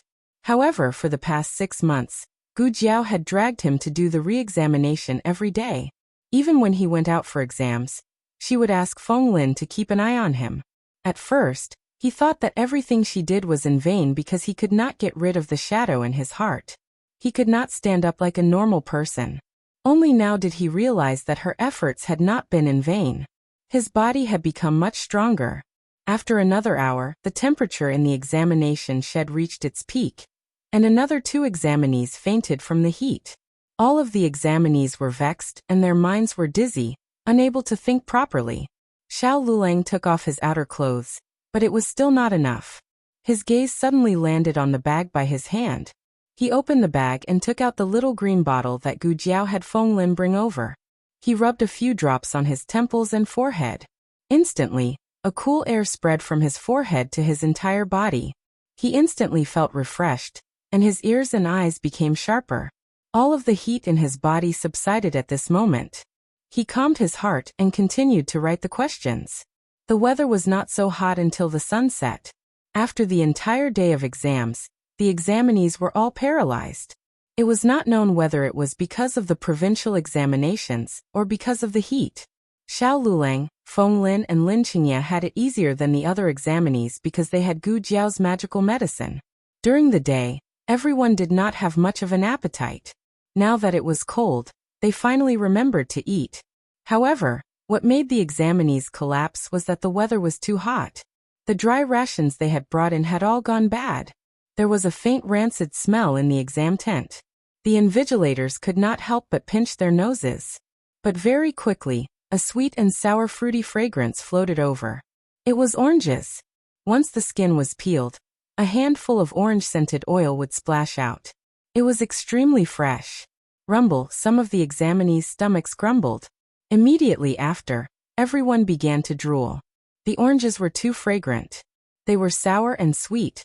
Xiao Lulang ate an orange and took out a piece of jerky and a piece of pancake. The pancake and jerky had been baked dry, so they were not spoiled. The pickled vegetables were also not spoiled. He began to eat slowly and carefully. The fragrance of the meat and the pickled vegetables filled the entire exam hall. All of the examinees collapsed. The difficult exam questions and bad weather during the day were already torturous enough. Why did they still have to eat such fragrant food in the exam hall? Were they really here for the exam? Who would bring such a sumptuous meal for the exam? If it was not for the fact that whispering was prohibited in the exam hall, the examinees would have shouted, "Brother, give me a bite of your food. In the future, wherever you go, I will protect you." Misfortune never comes alone. In such hot weather, how could there be fewer mosquitoes at night? Xiao Lulang and the other 2 applied essential ointment and slept comfortably for the entire night. When the examinees who had been swatting mosquitoes all night walked out of the exam hall, the dark circles under their eyes were almost unbearable. Fortunately, on the day they left the exam hall, there was a heavy rain in the provincial capital. The weather finally turned cold. On the 11th day, the examinees entered the exam hall again. The second exam was on the 5 classics. It was a discussion essay. The word count for each essay was not high. It had to be no less than 300 words.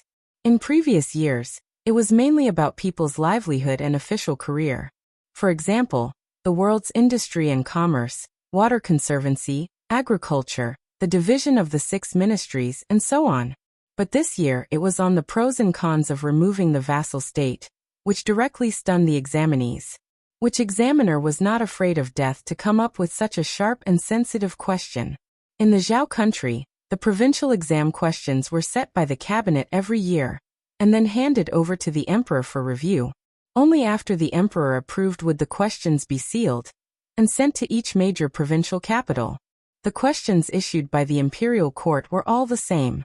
However, it did not rule out the possibility that some people or accidents were caused, such as leaking or destroying the questions. Therefore, the imperial court would usually prepare 8 sets of questions.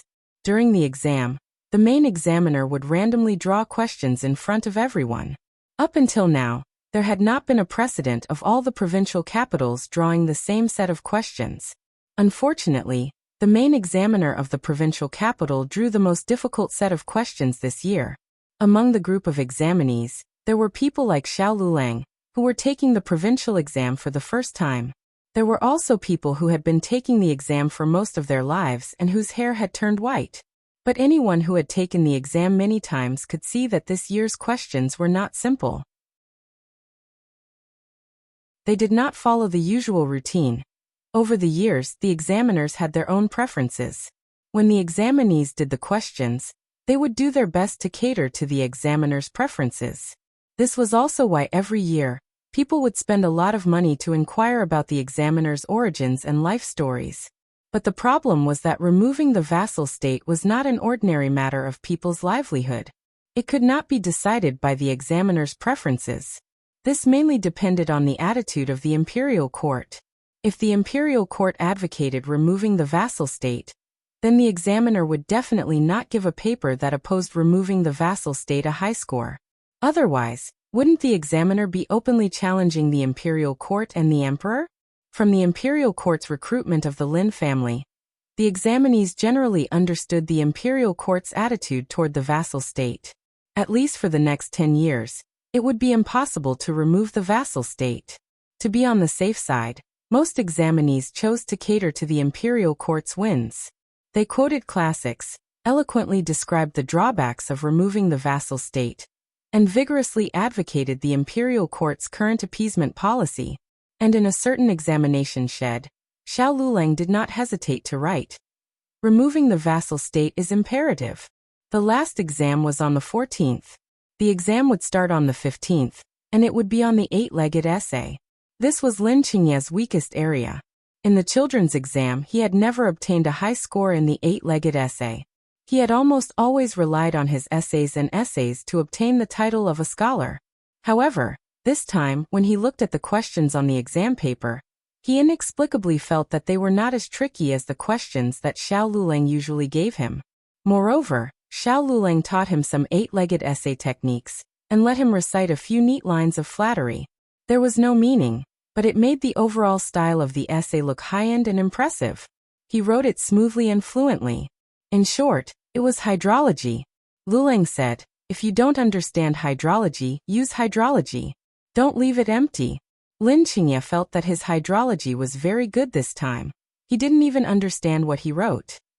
Although he didn't get a high score, he probably wouldn't fail like before. After the 3 exams, the examinees had lost a lot of weight. Steward Zhou was waiting outside the examination courtyard early in the morning. Seeing the examinees come out one by one, he was worried to death about his 6th young master. Soon Xiao Lulang and the other 2 came out. No matter how many people there were, Xiao Lulang was always the first to be noticed. Steward Zhou saw him first and then saw Lin Qingye beside him. Steward Zhou was about to shout, "Young master, you've lost weight," but then the words got stuck in his throat. Why did his young master seem to have gained weight? Actually, Lin Qingye wasn't fat. It was just that the other examinees had lost weight, making the 3 of them look fat. Steward Zhou quickly walked forward and asked excitedly and anxiously, "How was the exam, young master? You didn't let me come over for the previous 2 exams. I was so bored. Can you pass? Are the questions difficult?" Why do I feel that everyone's expression is not good? Lin Qingye said, later we'll talk. Steward Zhou looked at the examinees at the side and knew that he was too excited. How was this the place to talk? He smiled and said to Xiao Lulang and Feng Lin, "The exam is finally over. You two have worked hard during this period of time. My old master has set up a banquet in the residence. Please do me the honor and follow me to the residence for a chat." The Lin family was the richest family in the provincial capital, and Feng Lin wanted to go and see the world. Who knew that Xiao Lulang would reject him? "No, we are going back to the county. We appreciate old Master Lin's good intentions. We will meet again in the future." Lin Qingye and Steward Zhou were stunned at the same time. Especially Lin Qingye. Even though he had expected that Xiao Lulang would have to go back after the exam, but when it really came to this moment, he felt very reluctant. These days of tutoring with Xiao Lulang was the most miserable torture in his life, but when he entered the exam hall, he realized that it was his most precious experience. "You go later. I will send you." Lin Qingye was anxious and exposed his stuttering problem. His face changed, and a trace of panic flashed in his eyes. Xiao Liulang's face did not show any difference, and the eyes he looked at him with were as calm and cold as usual. "No, you have been away from home for so long. You should go back and take a look." Feng Lin was a little surprised.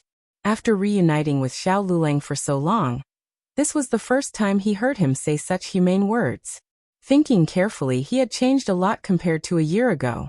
In the end, Lin Qingye was unable to persuade Xiao Lulang to go to his house. He could actually feel that he had a good teacher-student relationship with Xiao Lulang. Xiao Lulang was cold, but his heart was not cold.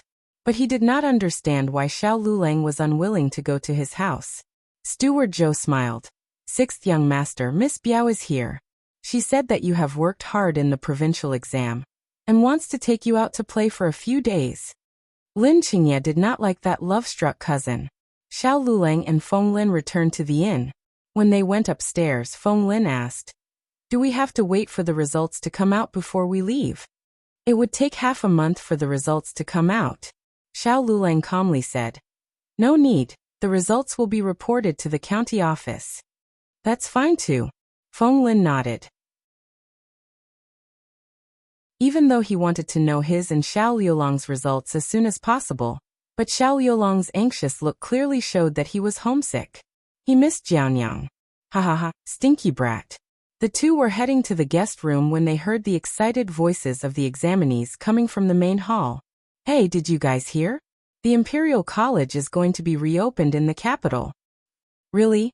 Who told you? Is there a need to tell me? The Imperial notice has already been posted. It's at the entrance of the government office. If you don't believe me, go take a look for yourself. Students with excellent results will have the opportunity to enter the Imperial College after being recommended by the government office. If you get first place in the provincial exam, you will be able to move to the Imperial College without a recommendation." Students were xiuzai. Generally speaking, the Junior 3 Yuan would have the opportunity to be recommended. If there were no Junior 3 Yuan, even if you got first place, you would still have the opportunity. Feng Lin pulled Xiao Liulang's sleeve. "Lulang, you got 2 first places." Even though he had missed the first place in the college exam due to some reason, he was still an outstanding student. Feng Lin slapped his thigh and said, "Aya, if you had known, you wouldn't have asked for that 1,000 taels of silver. No matter what, you should have taken the exam again. If you get into the Junior 3 Yuan, you will definitely be able to enter the Imperial College." The Imperial College was the highest educational institution in Zhao country. All the students in the world would be proud to enter the Imperial College. Xiao Liulang's expression was very calm. He stood on the stairs and listened to the heated discussions of the examinees in the main hall. But wasn't the Imperial College closed by His Majesty himself? Because the young chancellor was burned to death. Why did it suddenly reopen? It was Imperial Tutor Zhuang who led many important officials to kneel outside the throne room. They kneeled for 3 days and 3 nights before His Majesty finally moved. Imperial Tutor Zhuang is really a loyal official of Zhao country. When His Majesty ordered the Imperial College to be closed, anyone who tried to persuade him was punished by His Majesty. Imperial Tutor Zhuang wasn't punished, right? The examinees didn't want such a good official who served the country and the people to get into trouble. How could that be? If he was punished, he wouldn't have reopened the Imperial College. The examinees discussed heatedly with each other. Xiao Lulang revealed a suspicious and thoughtful expression. He quickly lost the mood to listen to the gossip and returned to his room expressionlessly. Lin Qingye's things had already been taken away by Steward Zhou. Xiao Lulang only packed his own things. Steward Zhou had already paid for the inn's food and lodging, so the two of them didn't need to fork out any more money. At night, Feng Lin wanted to eat the famous snacks in the provincial capital. After coming here for so long, in order to not get a stomachache, I ate all the food made in the small kitchen. I've been holding it in for so long. Feng Lin said, feeling wronged. When he accompanied Xiao Lulang to the prefectural city for the exam, Feng Lin had eaten something on the way and had gotten a stomachache. Although he had Gu Jiao's anti-diarrheal medicine, he had still been frightened. The provincial examination was no small matter. In order to avoid repeating the same mistakes, they had been avoiding certain foods. Xiao Lulang just happened to want to buy something for his family and agreed to Feng Lin's request. The streets of the provincial capital were wide and long. Even if 4 carriages were to drive side by side, it wouldn't be crowded at all. The shops on both sides of the road were lined up in rows, and the pedestrians walked shoulder to shoulder. It was truly a bustling scene. Feng Lin looked at the lanterns in the vendor's hand and said enviously, "The provincial capital is really lively. It's much more lively than our county city. Even the prefectural city isn't this lively." Xiao Lulang grunted in acknowledgement, which could be considered a response.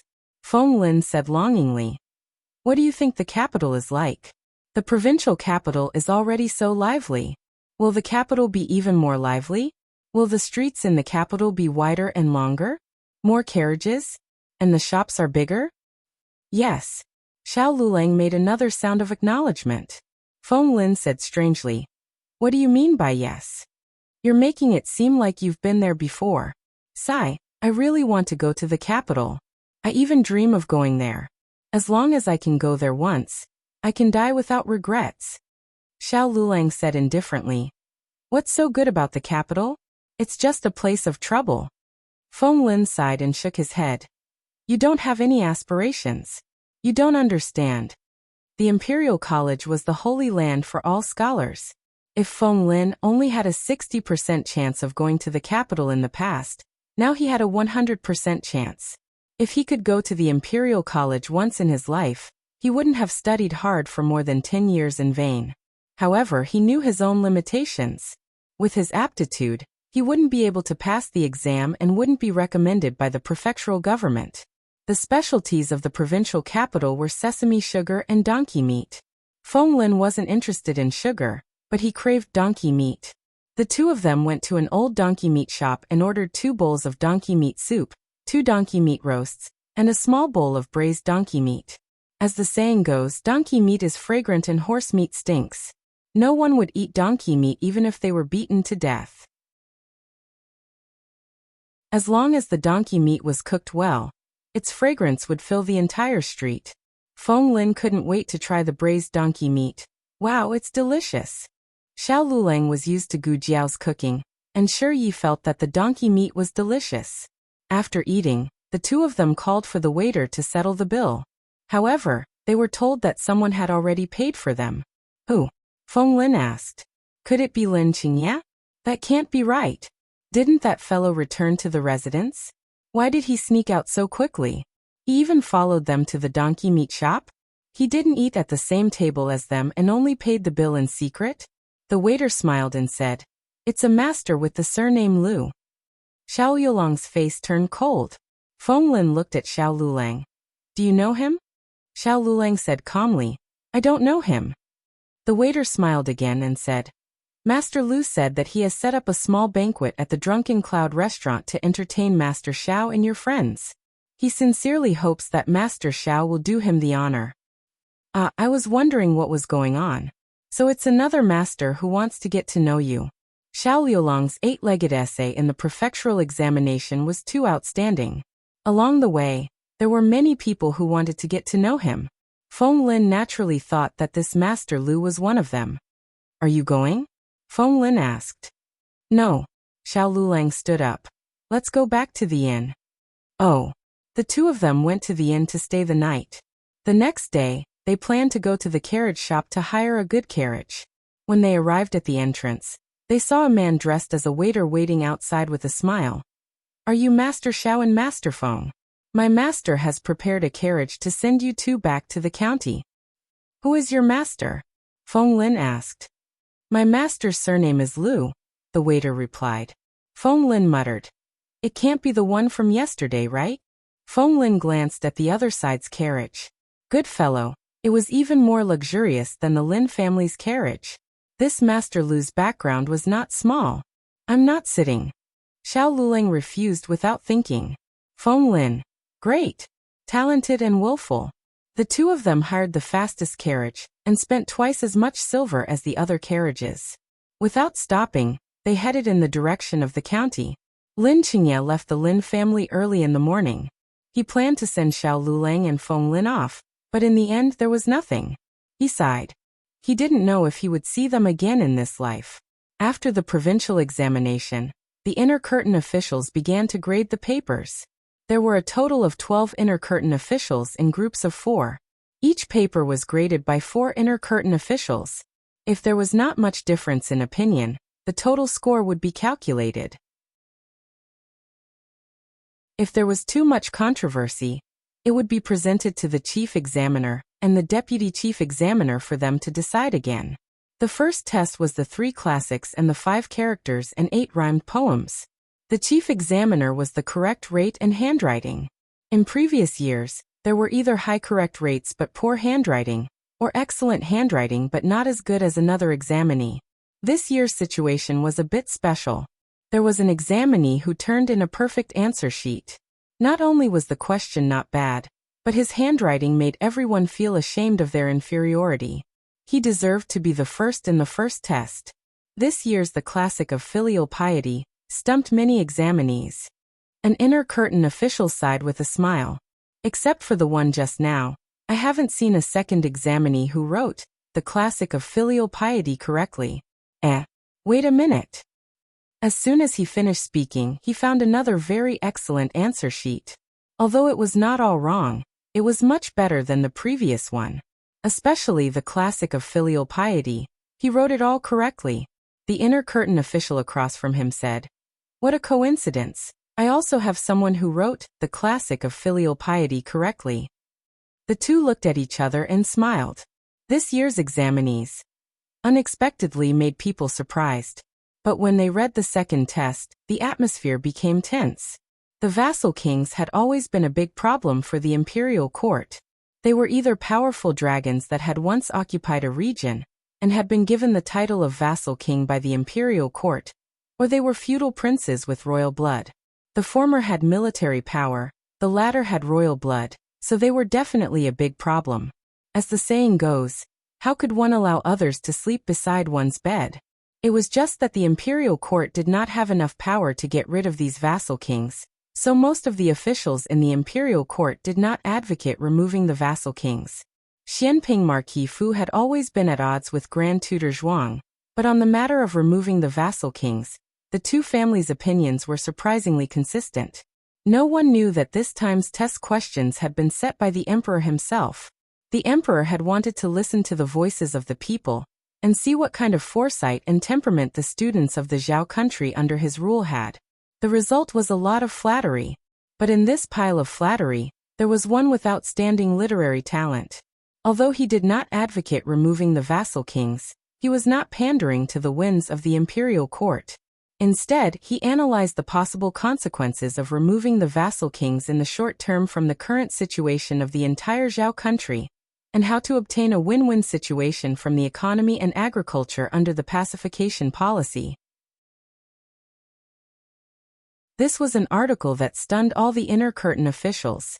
If there were no accidents, the first place of the second test would be this article.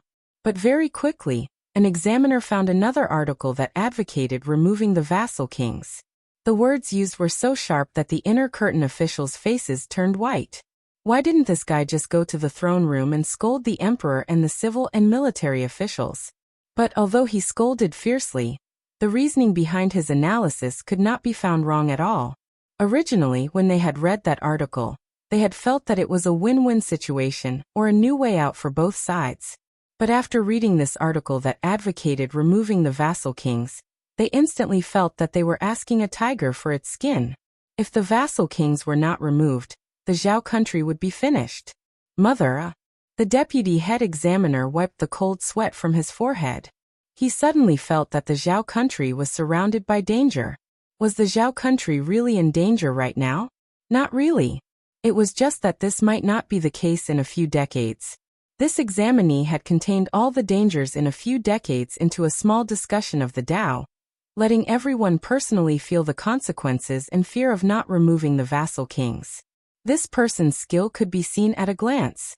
In terms of literary attainment and writing skills, this examinee had won.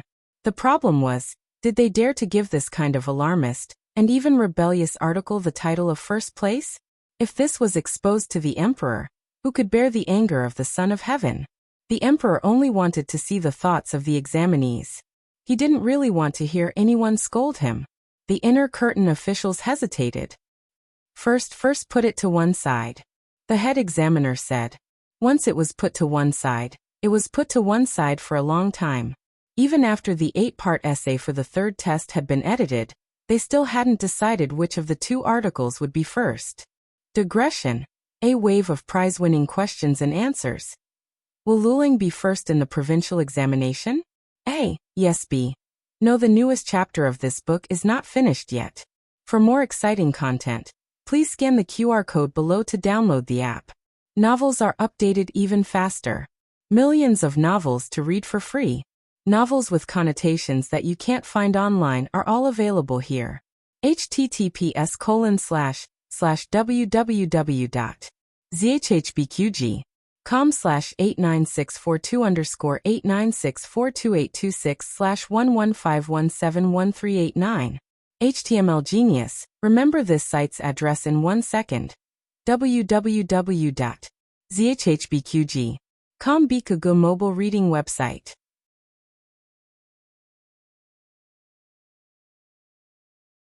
Chapter 116. The latest chapter of this book is not finished yet. For more exciting content, please scan the QR code below to download the app. Novels are updated at a faster rate. Millions of novels are free to read. Novels that can't be found online are all available here. Xiao Lulang hired the fastest carriage and arrived at Clear Spring Town at the end of August. When they passed by Sky Fragrance Academy, Feng Lin first moved his luggage back to his dormitory. When he came out, he bumped into Principal Li. Principal Li was surprised to see him. How come you're so fast? Didn't you go to the provincial examination? Did you not make it or something? Where's Lulang? I made it. We came back right after the examination. I'll tell you the details later.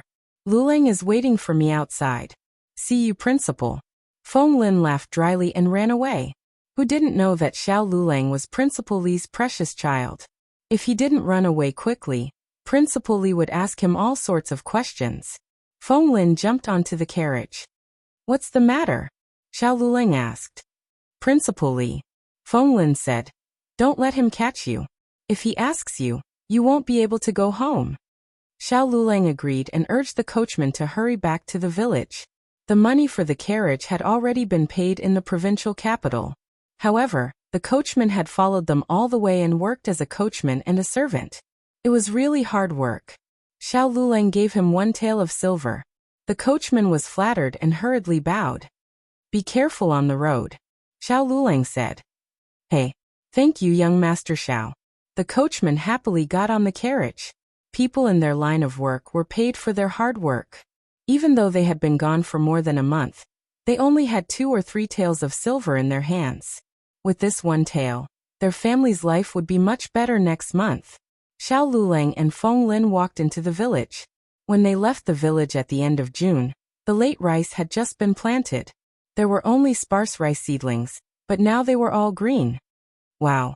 Your village's wheat is growing really well. This year's weather was abnormal. There was little rain and the fields were dry, causing many crops to die from drought.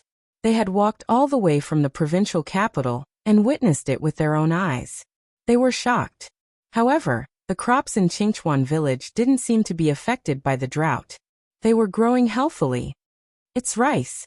Xiao Lulang corrected him, but the same doubt flashed through his mind.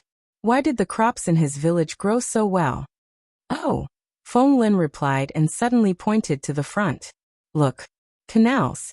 Not bad, your village has even dug a canal. It's really different with Li Zheng around. After old Master Gu stepped down, the village elected a new village chief. Second Uncle Luo was a relative of the clan. It was said that he was almost 5 generations old. However, because they lived close to each other, the two families often interacted with each other, so their relationship was still considered close. Luo Lijing was not as cultured as old Master Gu, but he was a practical man. If any of the villagers in the village were in trouble, he would lend a helping hand. But when it came to digging a canal, it wasn't that Xiao Lulang looked down on Luo Lijing, but they were all neighbors. After interacting with each other for so long, Xiao Lulang knew what Luo Lijing knew and did not. He was a relatively conservative village chief. He wouldn't easily carry out large-scale construction. Moreover, the village didn't have the money to carry out large-scale construction. Hey, Lulang! Feng Lin, who was at the side, called out again. Look! Water wheels. Oh my god! Am I seeing things? Your village actually has a water wheel. The number of times Feng Lin had seen a water wheel in his life could be counted on one hand. Water wheels were good things. They could divert water from lower areas to higher areas. It was best used to irrigate the fields. However, water wheels were rare in this kind of small county. Usually, only the wealthier villages had water wheels. On their way back from the provincial capital, they had seen water wheels a few times. However, because of the drought, the village's ponds had run out of water, so the water wheels had become mere decorations. Feng Lin didn't understand. Speaking of which, where did your village get the water? Xiao Liulang's gaze followed the canal all the way to the back mountain of second Uncle Luo's house. He frowned and muttered. Did they use the waterfall on the mountain? That was no ordinary canal. It spanned half a mountain and required a lot of manpower and resources to dig it. Not only that, but they also needed to be very familiar with the terrain of the mountain. Oh my, Lulang is back. It was Aunt Zhang. Aunt Zhang had just come out of second Uncle Luo's house with a basket of wild fruits in her hands. She felt that her family was in luck. Every time Xiao returned from his exams, the first person he saw was her. Aunt Zhang. Xiao Lulang greeted her. Aunt Zhang. Feng Lin also greeted her with a smile. Aunt Zhang already recognized Chief Feng Lin when he came to the village. She smiled and said, You're finally back. This time you were gone longer than last time. The provincial capital is very far away. People in the countryside didn't know the date of the exams and the release of the results. They didn't know that Xiao Lulang was actually the first one to return home. They only thought that he had been away for a month longer than last time. Xiao Lulang didn't explain anything and said, Yes, the provincial capital is farther than the prefectural capital. I walked for half a month longer than last time. I knew it. Aunt Zhang had an I'm very smart look on her face. Okay, you've been away for so many days. You must be thinking about Jianyang. Hurry back, she's here. Today was Tianxiang Academy's holiday, but the private school wasn't. Gu Xiaoshan went to town to take care of the 2 babies. Gu Jiao was working at home. Xiao Lulang and Feng Lin entered the house. The first person they saw wasn't Gu Jiao, but a man dressed like a farmer. The two of them were stunned. The man heard movement at the door and turned around. His eyes lit up. Lulang? This is Scholar Feng, right? Feng Lin stared blankly.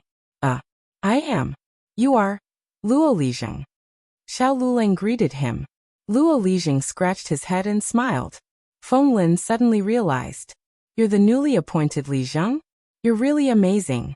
You dug the canal and made the water wheel. All the crops in the village have been revived by you. Luo Lijing stared blankly at first, then smiled honestly. Scholar Feng, you're mistaken. The one who dug the canal wasn't me. and the one who made the water wheel wasn't me. Feng Lin's face was full of surprise. If it wasn't you, then who was it? Xiao Lulang had a vague guess in his heart. He subconsciously looked towards the back door of the central room. Coincidentally, Gu Jiao entered the central room while wiping her hands. When she saw Xiao Lulang, her steps paused.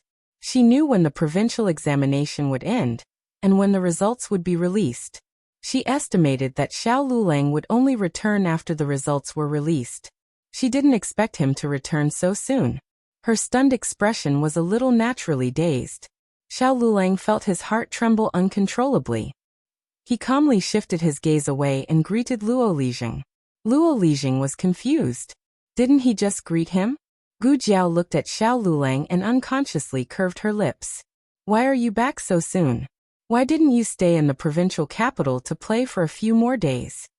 Xiao Lulang lightly said, There's nothing fun in the provincial capital. Gu Jiao? Oh. Luo Lijing smiled. I was just talking about you. Feng Xiaocai asked me if I dug the canal and made the water wheel. Haha, how could I have such ability? As he spoke, he said to Feng Lin, It's Jiaonyang. Ah. Feng Lin was dumbfounded. Gu Jiao opened up the mountain to plant herbs and even dug a fish pond. When the water from the waterfall entered the fish pond, she also dug a canal to the village.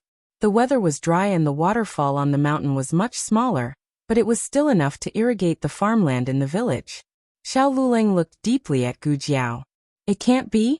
You've only been gone for 2 months, and you even dug a fish pond? Feng Lin knew about Gu Jiao buying a mountain, but he didn't expect Gu Jiao to be so swift and decisive. Luo Lijing said to Gu Jiao, That's right. I went to the village's carpenters to make the wooden cart for threshing and transporting the grains that you told us about last time. But they couldn't make it so quickly. They told me to ask you, what kind of wood is better? Gu Jiao thought for a moment and said, Red pine, poplar, sandalwood, or basswood are all good. They are hard and not easy to deform. Okay, then I'll go first. Luo Lijing said and turned to congratulate Xiao Lulang and Feng Lin in advance, wishing them good results in the provincial examination. What's a cart for threshing and transporting the grains? Feng Lin asked curiously. Gu Jiao explained, It's a cart that can separate the grains from the ears of the rice, as well as a cart that can filter out the grains that aren't full enough, leaving only the normal grains. There's such a thing? Feng Lin expressed his doubt. Although he couldn't distinguish wheat fields from rice fields, he still knew how to remove the grains. It was to grab a bundle of rice and smash it on the ground with brute force. Not to mention the trouble of smashing, one might not even be able to remove all the grains. The grains that were not removed had to be carefully plucked by hand. When he was young, he had picked grains for others for half a copper coin a day. As for separating the grains from the good grains, it was usually done by drying the grains under the sun and picking a windy day to raise the grains. The good grains were heavier and would fall to the ground. The grains were lighter and would be blown to the side by the wind. After pounding the rice, they would also use the method of raising the grains to separate the rice from the husks. The grain-raising cart that Gu Jiao asked people to make was the same as the grain-raising cart. It could separate the grains from the bad grains, and could also separate the rice from the husks. The only difference was that the grain-raising cart was more efficient, less laborious, and more thorough. Originally, Luo Lijing didn't believe that there was such a useful thing, but after seeing Gu Jiao dig the canals and make the water wheel for the villagers, Luo Lijing believed in her ability and character without any doubt. In the evening, Gu Yan and his 2 brothers arrived home. Little Jing Kong's eyelids had been twitching since noon. When he entered the house and saw his bad brother-in-law, he finally understood why his eyelids had been twitching for the whole afternoon. He walked into the house and looked at his bad brother-in-law with a serious face. Well, he didn't lose weight. He didn't need to worry about Jiao Jiao. He pulled Xiao Lulang to the backyard and asked Xiao Lulang to pick the dates from the jujube tree for him. Xiao Lulang looked up at the branches and said, It's almost September. Where are the dates? Little Jing Kong stared at the top of Xiao Liulang's head. He had strictly recorded his bad brother-in-law's height before, and he could barely reach the first branch. Now his bad brother-in-law had already surpassed the branch. His bad brother-in-law had grown taller. In fact, in the past 2 months, according to his strict observation, not only had his bad brother-in-law grown taller, brother Gu Yan and brother Xiaoshan had also grown taller. Even Jiao Jiao had grown taller. The only ones in the family who hadn't changed were him and his great-aunt. Jiao Jiao said that it was because he was still young.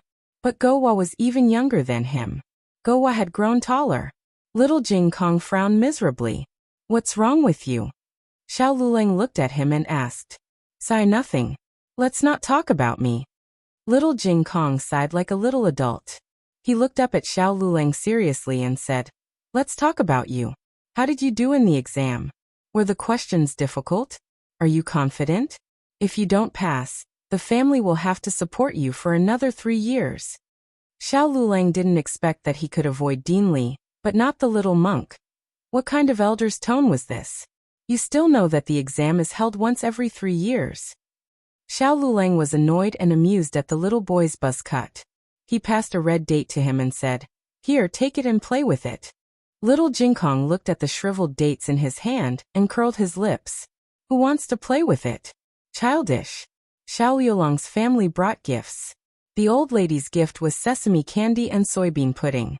The old lady was very happy. Gu Jiao confiscated the sesame candy.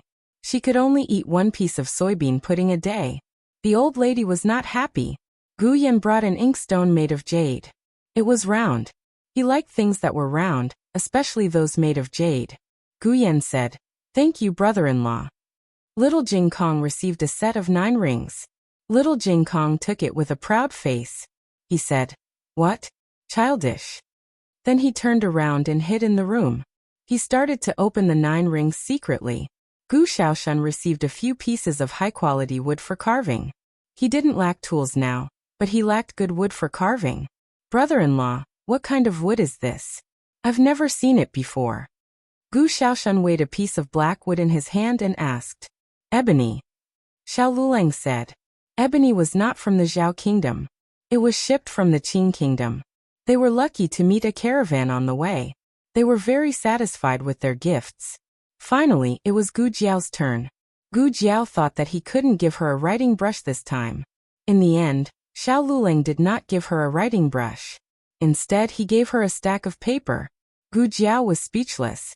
This was not the coarse paper sold in the market. It was a very expensive water pattern paper. When it was exposed to light, curtain patterns, bamboo patterns, or other patterns would appear. Therefore, it was also called pattern paper. Patterned paper was complicated and expensive. It was not even sold in the prefectural city. It could only be found in the provincial capital. In the Zhao kingdom, giving patterned paper was equivalent to giving flowers. Under the moonlight, a beautiful woman would add fragrance to the flowers. However, Gu Jiao's smile froze on her face. The old lady, whose sesame candy was confiscated, laughed until she was convulsing. There was a kind of romance that Lulang thought was very romantic. Fenglin also brought some things. There were a few pieces of smoked donkey meat, and a bottle of Shadaozi wine. The Shadaozi wine was a gift from the shop. Gu Jiao had never drunk ancient wine. It did not seem too strong. She tasted it twice. She did not have any reaction during dinner. When she was washing the dishes, the wine kicked in. Xiao Lulang first sent Fenglin to the village entrance. Then he came back to give little Jing Kong a bath. When he went to the kitchen to find Gu Jiao had already thrown the half-washed dishes into the pot.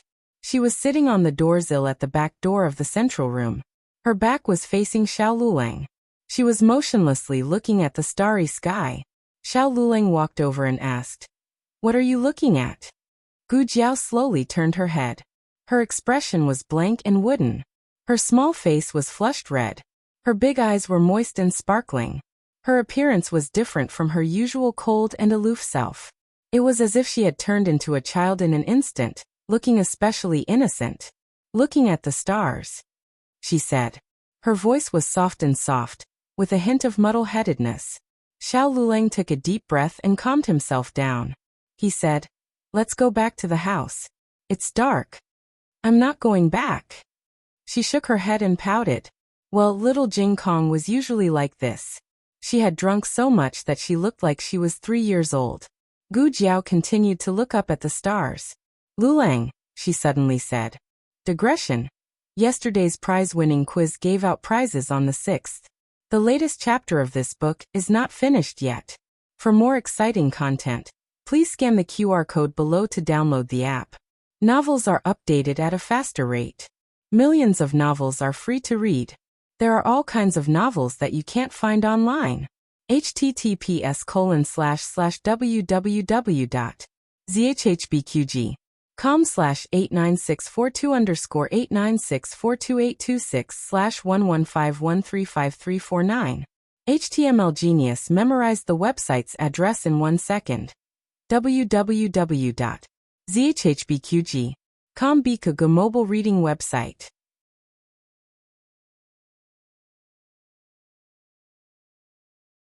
Chapter 117.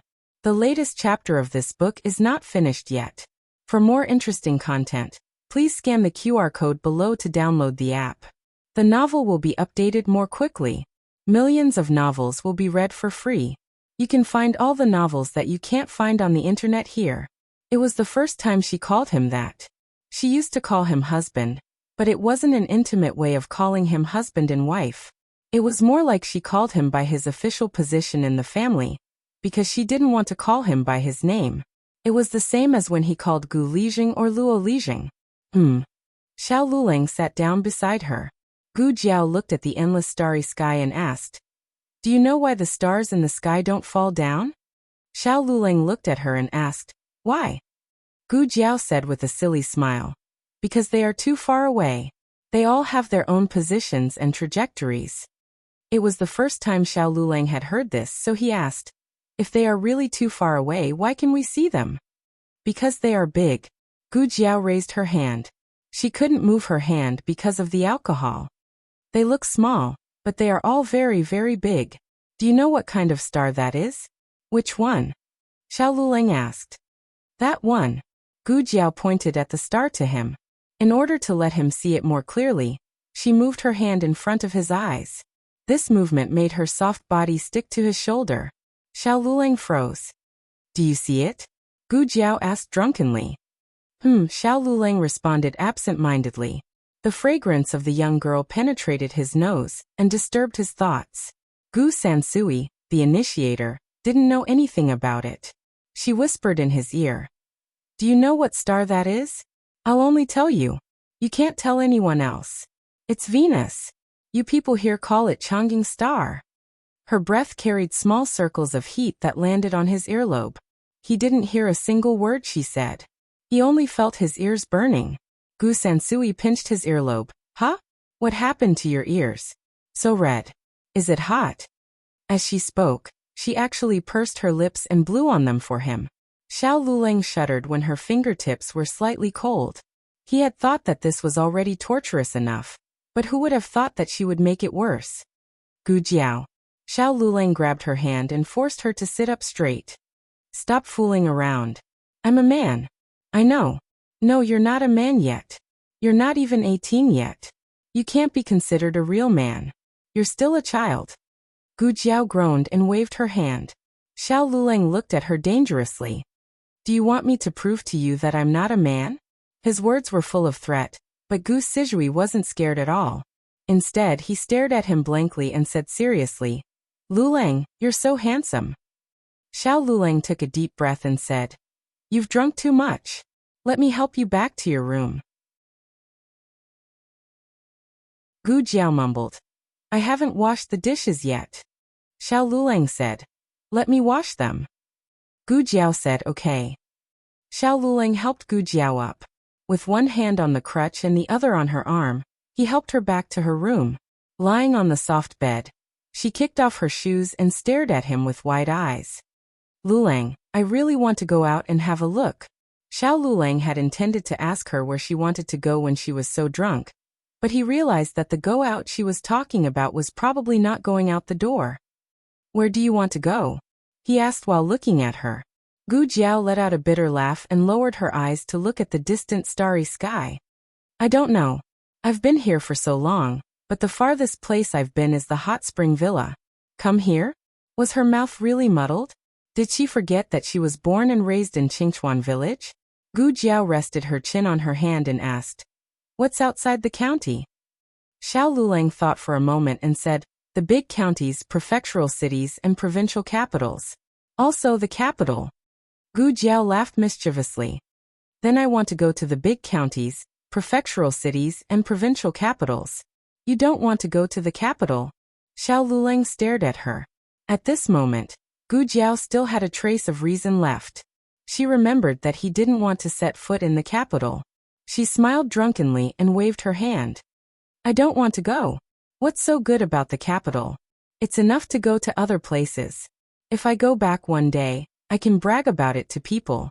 Xiao Lulang looked at her strangely, waiting for her to explain these strange words. However, she tilted her head and hugged his hand, snoring softly. The feeling of having a hangover was not good. When Gu Jiao woke up, it was already late in the morning. Her head still hurt. The moment she sat up, she felt that her head was going to explode. In her previous life, she wouldn't get drunk even if she drank 1,000 or 10,000 cups. This body was too weak. 1 cup was enough to burn a knife. Gu Jiao endured the headache and opened the small medicine box. At the top of the box was a box of hangover medicine. How did you know I was drunk?" Gu Jiao weakly took the medicine and patted the small medicine box. "This is the most considerate you've ever been." The small medicine box was as quiet as a chicken. Gu Jiao dressed neatly. After the hangover, her body was more than a little sluggish. She picked up her shoes 3 times and dropped them on the ground twice. Knock, knock, knock. There was a knock on the door. "Who is it?" Gu Jiao asked. Shivering dog doll. It was Gowa's voice. Then it was Xuanningsiang's voice. Don't disturb Jiaonyang's sleep." Gowa was taken away by Xuanningsiang. She guessed that she overslept and no one made breakfast. Grandma Bai didn't eat Xiao Liulang's dark cuisine, so she called Xuanningsiang over. After Gu Jiao dressed neatly, she sat on the bed dizzily for a while before she opened the door and walked out. Grandma Bai, Gu Xiaoshan, and Gu Yan sat upright at the table in the central room. When they heard the sound of the door opening, they all looked at her in unison. "Great aunt," Gu Jiao greeted. Her gaze fell on Gu Yan and Gu Xiaoshuan's faces. Is the private school and the academy on holiday today? Why didn't the 2 of you go to school? Where are your brother-in-law and little Jing Kong?" The 2 of them didn't speak. They just looked at her with a serious face. "Are you okay?" Grandma Bai asked suspiciously. "I'm fine. What's wrong?" Gu Jiao said. The 3 of them exchanged glances with each other. Gu Xiaoshan whispered, "Usually those who say they're not drunk are drunk. Usually those who say they're fine." Gu Yan said expressionlessly, "They're all crazy." Grandma Bai and Gu Xiaoshan nodded in unison. It's so early in the morning. Gu Jiao looked at the 3 of them strangely. Then, she went to the kitchen to find something to eat. Little Jing Kong was squatting under the jujube tree to clean the chicken poop. He didn't see Gu Jiao walking behind him. Gu Jiao went into the kitchen. Xiao Lulang was making hangover soup. It was made with pea sprouts and added a little salt. It was a folk recipe for hangover. "Morning," Gu Jiao said. Xiao Lulang looked at her quietly. He added a ladle of water into the pot and said, "You're awake." "Yes." Gu Jiao rubbed her dizzy temples. She suddenly remembered that she went to see the stars in the middle of washing the dishes last night. She couldn't remember what happened after that. "I drank too much yesterday. I didn't do anything strange, did I?" she asked casually. Obviously, she had full confidence in her alcohol tolerance. Xiao Lulang looked at her with a complicated expression. In the yard, Jing Kong finished cleaning up the last pile of chicken poop. He carried a bucket to water the pea sprouts that he planted in the vegetable field. He hummed and sang while watering. "I have a donkey, I never ride it one day. I rode it to the market on a whim." Gu Jiao's brain exploded. An unbearable memory flashed through her mind. She was standing on a high bed. Xiao Lulang was standing in front of her with a serious face. She had a pair of shoelaces tied to her head. She was holding a small belt in her hand. She twisted it and sang to Xiao Lulang. "I'm holding a small leather whip in my hand, and I'm proud of it. I don't know why I fell down and was covered in mud. Little brother, I fell down, I need a kiss before I can get up. Sitting like a duck, tilting its head to kill cute. Gu Jiao staggered. She felt as if there were 10,000 arrows in her heart. Little Jing Kong finished watering the pea sprouts and started watering the soybean sprouts. Then he changed the song he was singing. I'm the Mount Tai next door, hold on to the vines of love, listen to me, ow ow ow. In her mind, she lifted Liolong's chin and sang. You're the beautiful Jenny, hold my hand and wander around the capital. Ow ow ow ow, don't be afraid of my Lulang, ow ow ow ow. Gu Jiao's legs went soft. She supported herself on the stove. She was so drunk, but she still knew how to change the lyrics. Gu Jiao's heart was filled with arrows. Her legs went soft and she supported herself on the stove. That's it, that's it? Gu Jiao waited in fear for little Jing Kong's follow-up song. She waited for a long time, but there was no response. That's it, that's it, that's it. However, little Jing Kong started singing before she could breathe a sigh of relief. He was building up his emotions just now. The next song required him to put in a very sorrowful mood. This was a very difficult task for a 3-year-old child. He held a small bucket in one hand and looked forward solemnly. He raised a small ladle with his other hand.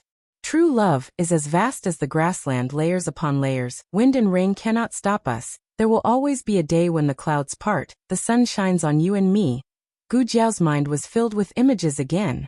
She jumped down from the bed halfway through the song and looked at Xiao Lulang affectionately. Snowflakes fluttering in the north wind, heaven and earth are vast plum blossoms in winter, standing proudly in the snow only for the fragrance of my lover, love my love without any complaints or regrets. The song was not finished yet. Xiao Lulang turned around and left, but she sat on the ground and hugged his thigh. She started to wail and howl. Love even in death. I won't be happy if I don't fully express my feelings. Love even in death. I won't be happy if I don't cry until I smile. The heart of the universe is still there. Gu Jiao was in a bad mood. It was worse than walking 2 streets and only realizing that she forgot to wear her underwear. Xiao Lulang looked at her and said, the hangover soup is ready. Gu Jiao said awkwardly, no, I'm awake. But it was better not to wake up. Gu Jiao did not know how she got back to her room. She opened the medicine box and rummaged through it. Amnesia pills, amnesia pills. Knock, knock, knock. There was a knock on the door. I'm not in. Gu Jiao stuck her head into the medicine box. Xiao Lulang, who saw this scene through the crack in the door, was speechless. Xiao Lulang cleared his throat and said seriously, I'm going to the county office. The enrollment documents for the Imperial College have been sent out to all the counties.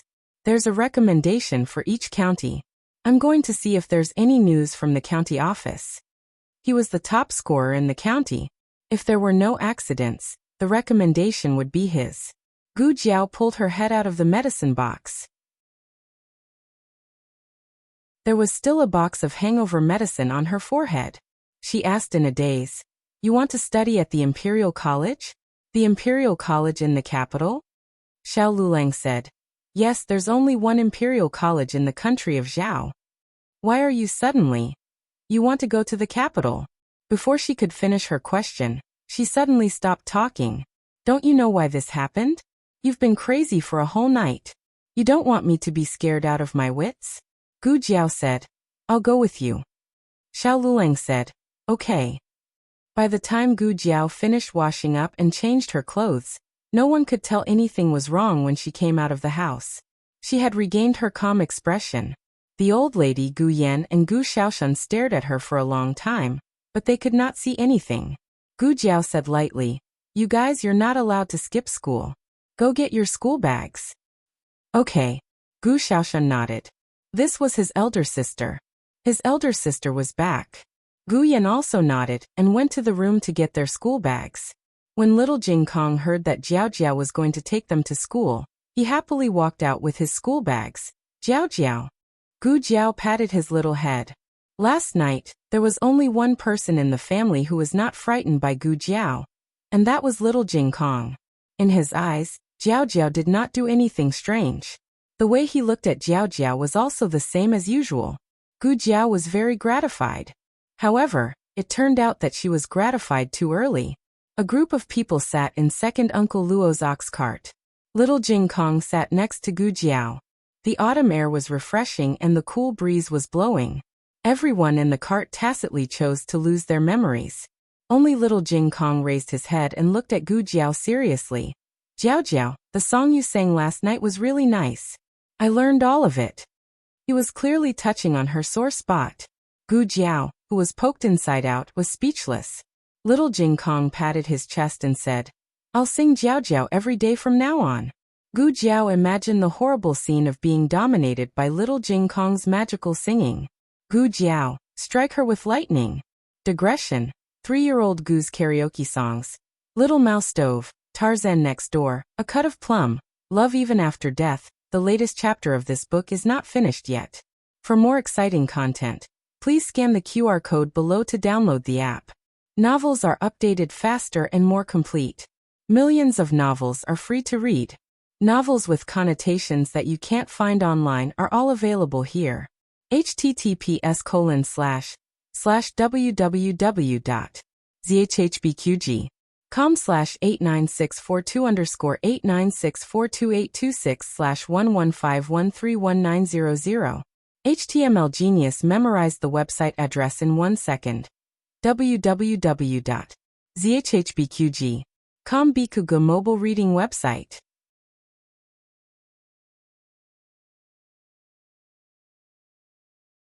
Chapter 118.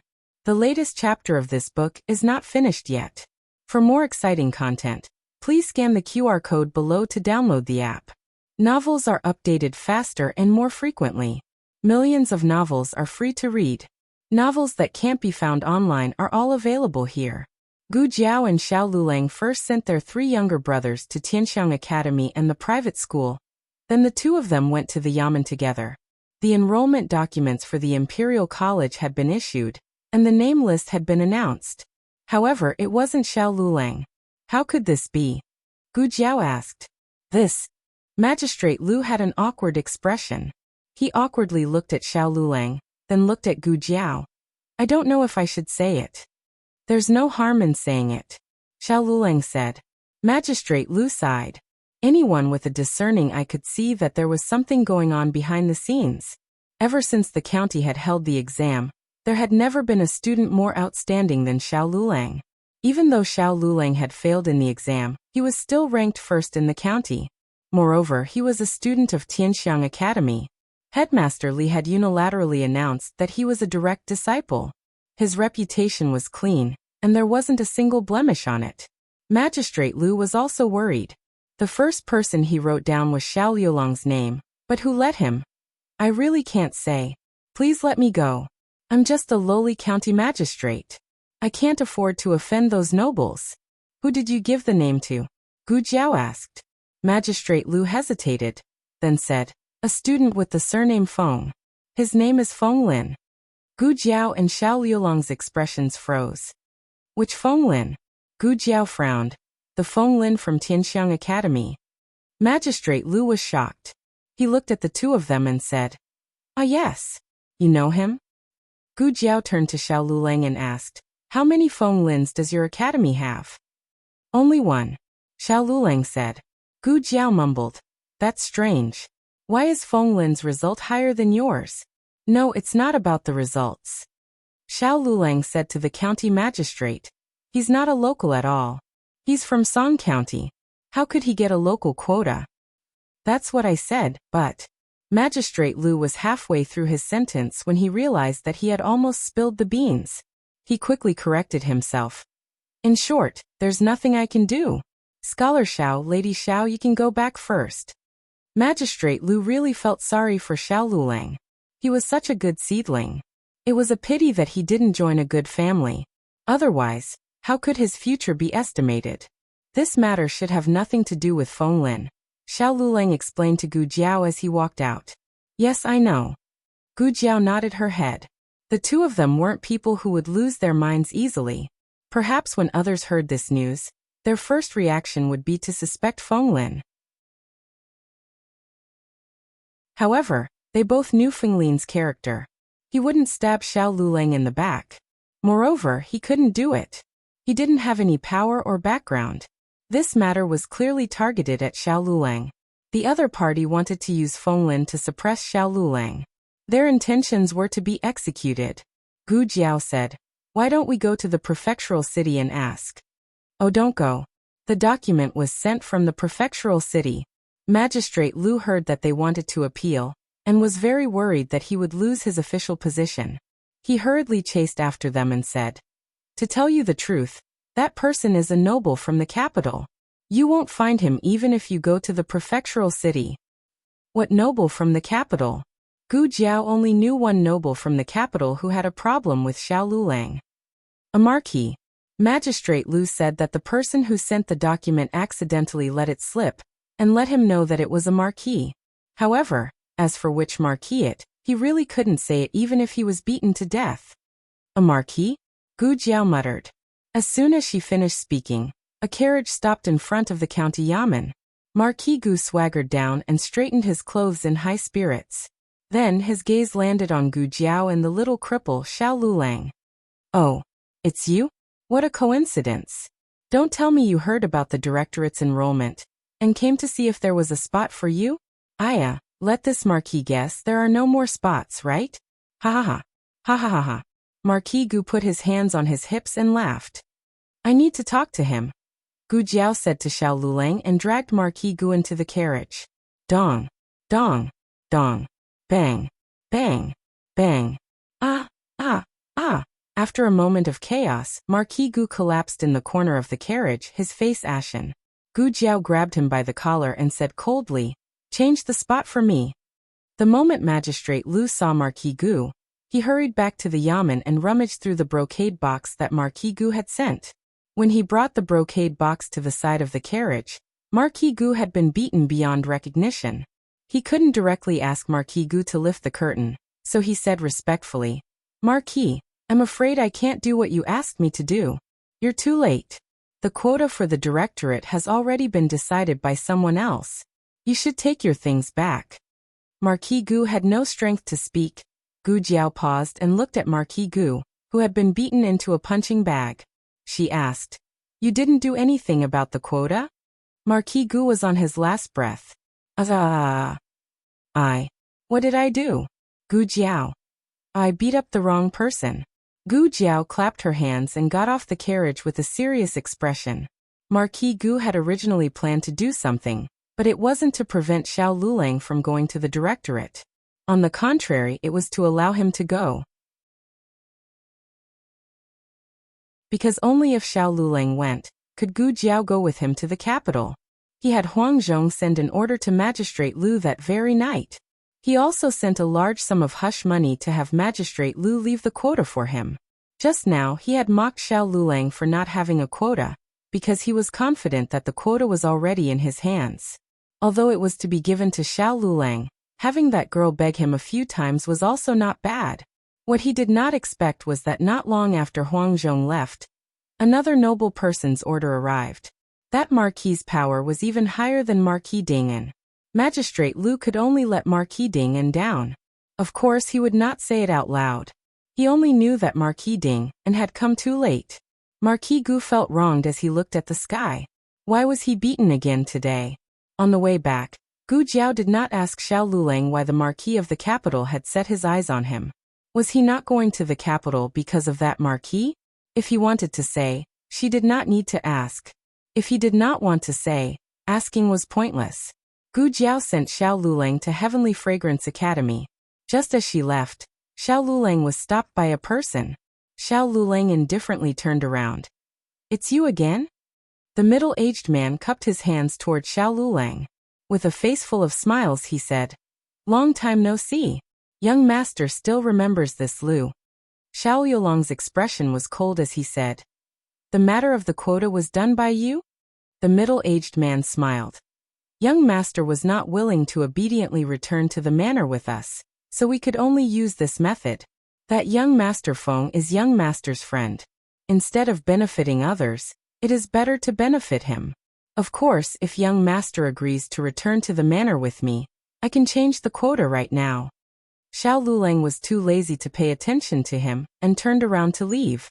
The middle-aged man meaningfully said, "Young master, do you really not want to study at the Imperial College? That is a place that all scholars in the world want to go to. Moreover, the registration documents will be submitted to the imperial court tomorrow. Young master only has one night to think about it. Once the documents are sent out from the relay station, even the marquis will not be able to get the documents back.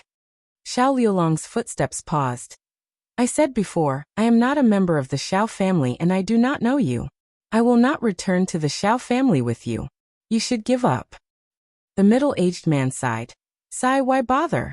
Young master, this isn't a wise decision. You don't want to walk on the broad road, but you want to cross the single-plank bridge. Xiao Lulang said. You can let me go back, but write my name and Feng Lin's name together. Young master, you must be joking. I spend a lot of effort to obtain this quota. If it was so easy to enter the Imperial College, there would not be so many candidates fighting to get in. Xiao Lulang turned around to look at him. Isn't there still the provincial examination? Since you are so powerful, why don't you just change my results to first place? I am a top scorer, so I can enter the Imperial College without any recommendation. Top scorers from all over the country were directly admitted to the Imperial College. This was the rule of Zhao country. The middle-aged man smiled. We cannot interfere in the provincial examination. There is only one quota. I advise young master not to waste this opportunity. I will remind young master one last time. After tomorrow, there will be no turning back. If that is the case, then you cannot interfere in the provincial examination. Xiao Lulang coldly curved his lips and walked away disdainfully. Steward Lu was confused. He touched his chin and sucked in a breath of cold air. Did he miss something?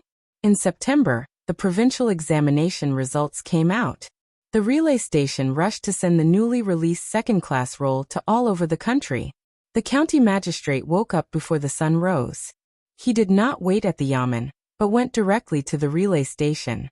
The moment he received the second-class roll, his hands began to tremble. He could not wait to open it. On the rightmost column, there were 5 words written in large letters. Top scorer Xiao Lulang. The county magistrate cried on the spot. He sat on the ground and hugged his head. Woo woo woo. Woo woo woo. The constable at the side was frightened. County magistrate, you. What happened to you? The county magistrate's eyes were brimming with tears. I am so happy. The county magistrate under my rule has finally produced a top scorer. First place in the provincial examination was not so easy to obtain.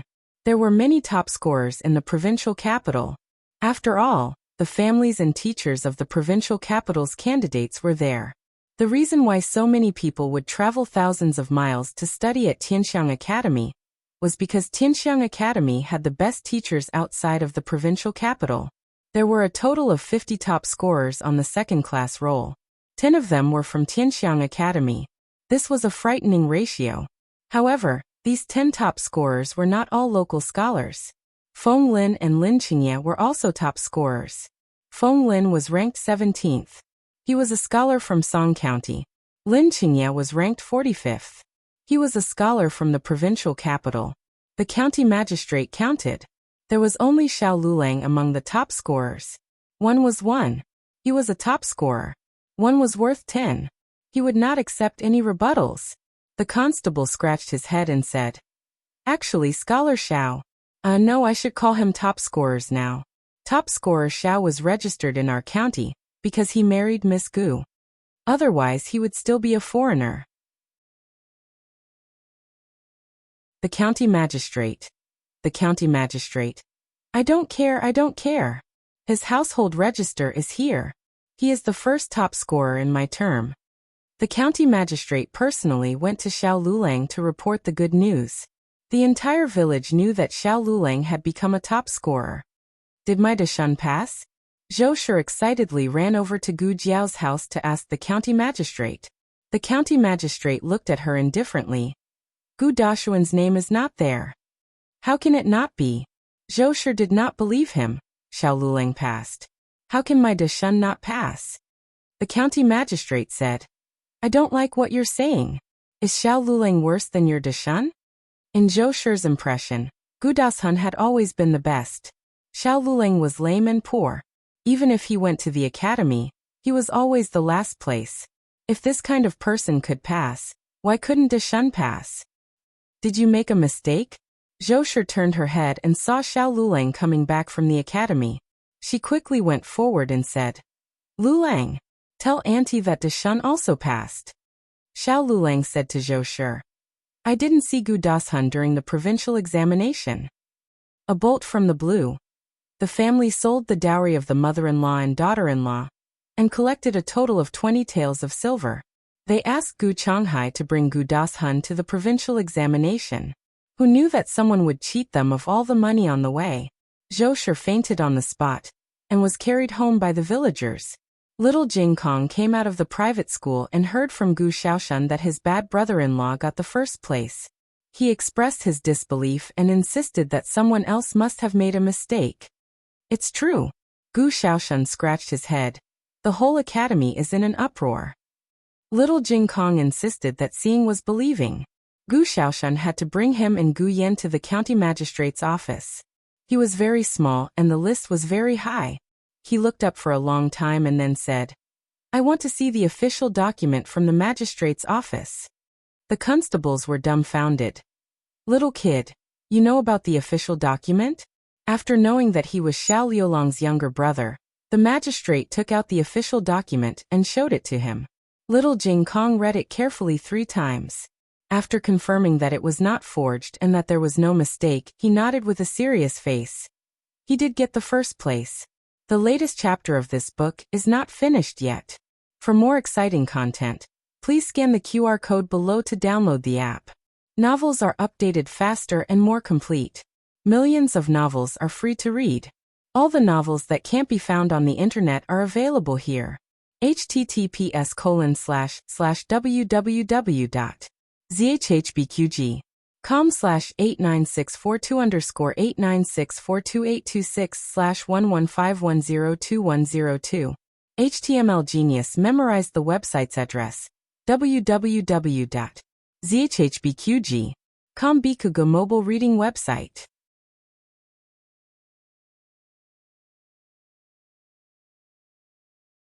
Chapter 119. Please scan the QR code below to download the app for more interesting content. Novels are updated at a faster rate. Millions of novels are free to read. All the novels that you can't find online are available here. Bad brother-in-law's grades were so bad. It was not easy for him to get first place. Little Jingkong decided to praise his bad brother-in-law when he got back. However, when he got home he realized that there was no need for him to praise his good brother-in-law. There were many people in the house. They were all here to congratulate his bad brother-in-law. See, he was right. His bad brother-in-law's grades were indeed bad. Therefore, everyone was surprised when he got first place. Little Jing Kong, who knew nothing about the value of the top scorer, decided to take back his praise. After everyone in the house left, Little Jing Kong found Xiao Lulang, who was packing up in the west room. Xiao Lulang looked at the little guy with his hands behind his back, acting like a little adult. He asked, Do you have something to say to me? Yes. Little Jing Kong nodded seriously. He looked like a teacher with his hands behind his back. Even his tone was very similar. You've heard praises all day, so I won't say more. Don't be arrogant just because you've heard too many praises. You have to be humble and study harder. Otherwise, you'll be laughed at if you don't get first place next time. Xiao Lulang looked at him. Who's laughing at? You? Little Jing Kong snorted. I'm not that lame. If you don't get first place, you can't support your family. I'm not an adult yet. Xiao Lulang smiled faintly. Didn't you say that it's okay if I don't do well? Little Clear Sky was at a loss for words. Xiao Lulang chuckled. Did you remember? No, you remembered wrongly. I didn't say that. Little Jing Kong decisively exercised his privilege as a child. Reneging on a debt. This was the knowledge that he had learned in elementary school, taught to him by his deskmate who had been his deskmate for the entire day. Then Little Jing Kong quickly changed his position, and looked for Gu Jiao to be her little tail. During dinner, Gu Jiao talked about Xiao Lulang going to the Imperial College. Aren't you going? The old lady asked. Gu Jiao said seriously, Why should I go? I'm not studying. I'm not curious about Beijing, not at all. Everyone looked at her in disbelief. Who was the one crying and singing that she wanted to go to the capital that night? Haha. Gu Jiao was inseparable from the family. It was okay for 1 or 2 days. Xue Ningxiang could withstand it. If it was too long, she would die. In the end, the family unanimously decided to go to the capital together. But can a single travel permit bring our entire family? Gu Jiao didn't want to miss out on anyone. One is not enough, Xiao Lulang said. But we still have Feng Lin. With his help, we should be able to enter the capital. Steward Lu thought that his plan was perfect, but he didn't know that he had been played by Xiao Lulang. If he didn't scheme against Xiao Lulang wouldn't have gotten what he wanted. The Imperial College opened at the end of October, and it was already September. They had to hurry up and get on the road. Gu Jiao left the matter of opening the mountain to Luo Lijing. Although Luo Lijing didn't study much, he could still read. Moreover, his son had passed the Imperial College examination, so he could understand the drawings and plans left by Gu Jiao. There wasn't anything valuable in the house. They only had Liulang's books. Xue Ningxiang said that she would help take care of them. Oh right, Guowa's second uncle is also in Beijing. If you go there, help me meet him. I'll bring something to him. Okay. Gu Jiao agreed.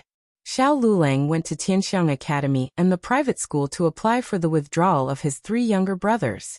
Guyan didn't like to go to school, so he was happy to be able to withdraw.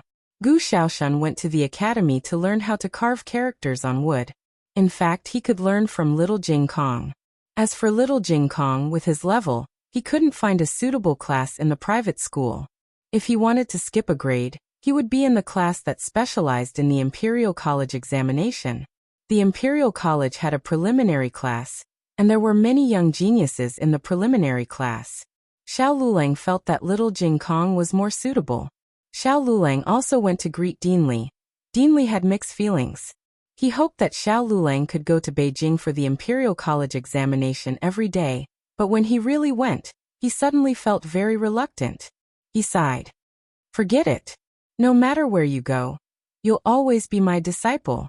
Xiao Lulang wanted to say something but stopped.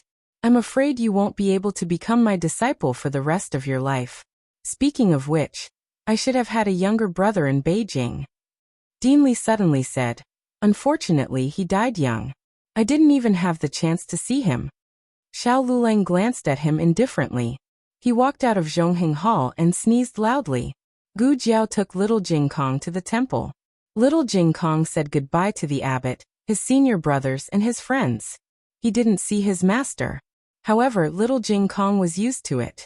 His master was rarely in the temple all year round. Are you going on a long trip too? Little monk Jing Fan asked. 4 little monks sat on the steps of the temple, each holding a string of vegetarian meatballs made by Gu Jiao.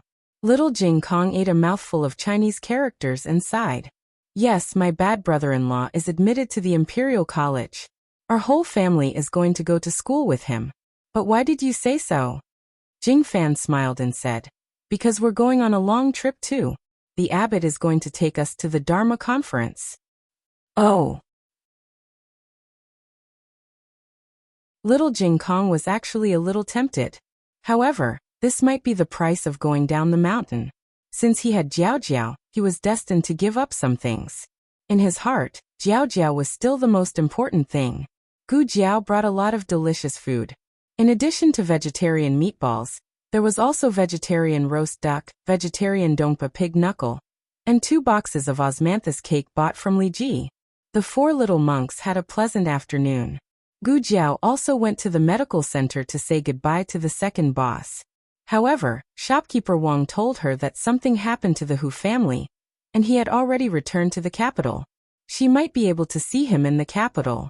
Gu Jiao went to Dean Li's house and gave some mountain products and hawthorn cakes to old Madame Li. Old Madame Li was still in a daze, but her complexion was much better. The servant said that when old Madame Li woke up, she said that she had a little grandson and was very happy. At the hot spring villa, Marquis Gu rested for a few days and finally recovered from the wounds on his face and body. He went to Madame Yao's courtyard to find her. Madame Yao was ordering the servants to pack their luggage. Marquis Gu was stunned. Madam, what are you doing? Don't you live in the villa? Are you leaving? That's right, I'm leaving. Madame Yao nodded. Marquis Gu panicked and stepped forward to grab Madame Yao's hand. I was wrong. I will never bully that girl again. I will not drive a wedge between them and divorce. You're angry. Don't go. This time it was Madame Yao's turn to be stunned. Marquis, what are you saying? Who are you bullying? Jiao Jiao? You went to find them and threatened them to divorce? Marquis Gu panicked. Marquis. Madame Yao painfully pulled her hand back. Marquis Gu quickly denied it and said, I did not. I am saying that I plan to. Madame Yao was shocked and angry. You still plan to? Marquis Gu shook his head like a rattledrum. Small ripples appeared on his cheeks. I won't. I won't go now. I will listen to everything you say. Don't go. Madame Yao calmed her emotions and said to Marquis Gu, If I don't go, how can I return to the capital? Marquis Gu was surprised. You're finally willing to go back? You've thought it through? But what about Yen and Cough and Jiao Jiao? Madame Yao smiled but did not say anything. On the side, Nurse Feng happily said, Marquis, you probably don't know yet. The son-in-law has become a top scorer and is going to study at the Imperial College. The young master and young miss are going to the capital with him. Marquis Gu was stunned. Did he hear wrongly? That little cripple had become a top scorer? He had just scolded him for being useless. And he had become a top scorer in front of him? What was the meaning of this? Was she here to slap him in the face? Marquis Gu pursed his lips. He was just a top scorer from a small provincial capital. How great was that? There were 20 to 30 top scorers like him in the whole of Zhao country. He was probably the worst of them all. However, this solved his urgent problem. If they still did not return to the capital, Jinyu would have to go through her hairpin ceremony at the villa. Gu Jinyu also heard the news that Madame Yao was packing her luggage. She happily came over to help Madame Yao pack her things. Unexpectedly, she accidentally heard the reason why Madame Yao agreed to return to the capital. It was because Gu Yan and Gu Jiao were going to the capital. Gu Jinyu felt like her heart had been pierced by something. Mother said that she treated her like her own. But in her heart, the person she loved the most was her own flesh and blood. Alright. Marquis Gu suddenly remembered that the son of the Gu family was also taking the provincial examination this year. What was that child's name again? Gu Shunzi? Gu Shunfeng? Gu Dasun? Did Gu Dasun pass the examination? Marquis Gu asked. Madame Yao personally went to the Yamen to look at the list. She remembered the names on the list clearly. There was no candidate with the surname Gu. Nurse Feng disdainfully sneered. The son-in-law is talking about that family's son, right? I heard that he also went to the provincial examination. Unfortunately, he didn't even pass the provincial examination. He's far worse than our son-in-law. There's a saying that dragons give birth to dragons, phoenixes give birth to phoenixes, and mice give birth to babies that can dig holes. Other than the deceased Gu Sanlang and his wife, no one else in that family is good, and they still want to pass the provincial examination? Bah. Maybe in your next life.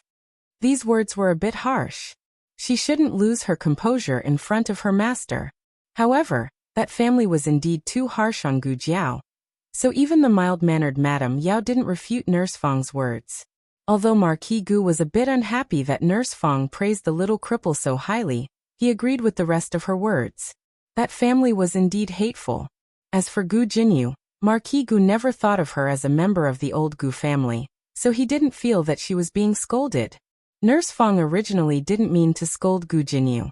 She was only referring to those from the old Gu family. However, the speaker didn't mean it, but the listener took it seriously. Gu Jinyu's face flushed red. It was even more embarrassing than being slapped by Gu Jiao on the street. In the end, she didn't go in to help Madame Yao count the luggage. Instead, she turned around with red eyes and silently returned to her room. Nurse. Madame Yao suddenly spoke from inside the room. In the future, it's better not to say such things. Be careful that Jinyu doesn't hear it. That child is sensitive. I'm afraid that she will think too much. Yes, madam. Nurse Feng bowed in response. Madame Yao looked at the 3 sets of clothes in the box. They were all personally made by her. After reuniting with Jiao, she was anxious to make up for Jiao and neglected Jinyu. These 3 sets of clothes were all made by her for Jinyu. Madame Yao knew that her daughter would be uncomfortable with them, so she didn't ask her to travel with her. Instead, she arranged for the Marquis's household's best coachman and carriage for her daughter. Marquis Gu didn't have any objections to this. After all, Gu Yan's body was weak. A good carriage would greatly reduce the bumpiness. Gu Jinyu sat in the bumpy carriage. She probably felt that she didn't have any weight in this family. They only gave her 3 sets of clothes, but gave Gu Jiao a carriage. Gu Jinyu looked out the window, her face full of grievance. On a sunny morning, Gu Jiao, Xiao Lulang, and the others set foot on the road to the capital. The weather was still beautiful. After a long journey of more than a month, the group arrived at the capital. Feng Lin did not travel with them. He wanted to make a trip home and took the water route. Feng Lin's travel permit was in Xiao Liulang's hands. Great Aunt and Little Jing Kong were registered on his travel permit. He was a supervisor of the Imperial College and could enter the capital with the admission document. Gu Jiao and Gu Xiaoshan were registered on Xiao Liulang's travel permit. This kind of school district travel permit was different from ordinary travel permits. One could bring along family members, but only 2 at most. As for Gu Yan and the coachman, they were originally from the capital. It was still early when they entered the capital. They first went to the nearest relay station to rest and feed the horses. At the same time, they also inquired about the residences in the capital. On the way, Gu Jiao and Xiao Lulang had discussed it. They would try to live near the Imperial College, so that it would be convenient for him to attend school. They had used some silver to open the mountain. Now they only had 1,000 taels left. 1,000 taels could buy a few houses in the town, but it was not enough in the capital. The best way was to rent. They were lucky that the relay station happened to have a broker. A broker, also known as a guarantor, was similar to the intermediary in Gu Jiao's previous life. They were registered in the Yamen and could buy and sell servants, property, and animals reasonably. The guarantor's surname was Zhang. He was a young man in his early 30s. When Zhang Bao heard that they were going to the Imperial College to attend school, he immediately cupped his hands and showed a respectful expression. "So you are a supervisor of the Imperial College. Then I will help you. Don't worry. Whichever area you like, I will sell it to you at the lowest price." Gu Jiao was not familiar with the capital. Xiao Lulang told her the approximate location of the Imperial College. It was at the northeast corner of the intersection of Chong, an avenue, and Xuanwu Avenue. It was closer to Chong and Avenue, but Chong, an avenue, was a commercial street and was very congested. So, in fact, both streets were similar. Zhang Bao was surprised. "Little brother, have you been to the capital before? Are you very familiar with the capital?" The latest chapter of this book is not finished yet. For more exciting content, please scan the QR code below to download the app. Novels are updated faster and more complete. Millions of novels are free to read. Novels with connotations that you can't find on the internet are all available here. https://www.zhhbqg.com/89642_8964286/115098502. HTML Genius memorized this website's address in 1 second. www.zhhbqg.com Bikugo mobile reading website.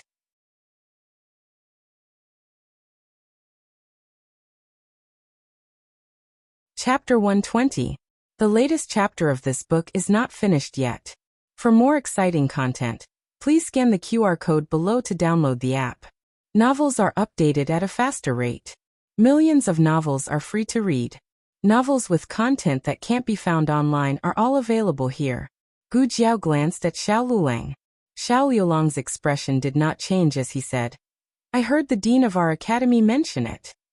Gu Jiao said to Zhang Bao, "My husband's dean lived in the capital for more than 10 years. Zhang Bao suddenly understood. "Ah, so that's how it is." Gu Jiao said, "Are there any houses on these 2 streets?" "Ah, there are." Zhang Bao looked at the two of them. Their clothes were very simple. Although one of them was a supervisor of the Imperial College, he was a cripple. The other had an extraordinary temperament, but his face was damaged. These two didn't have much money, right? Zhang Bao smiled and said, "Do you want a house with a single entrance or a house with 2 entrances?"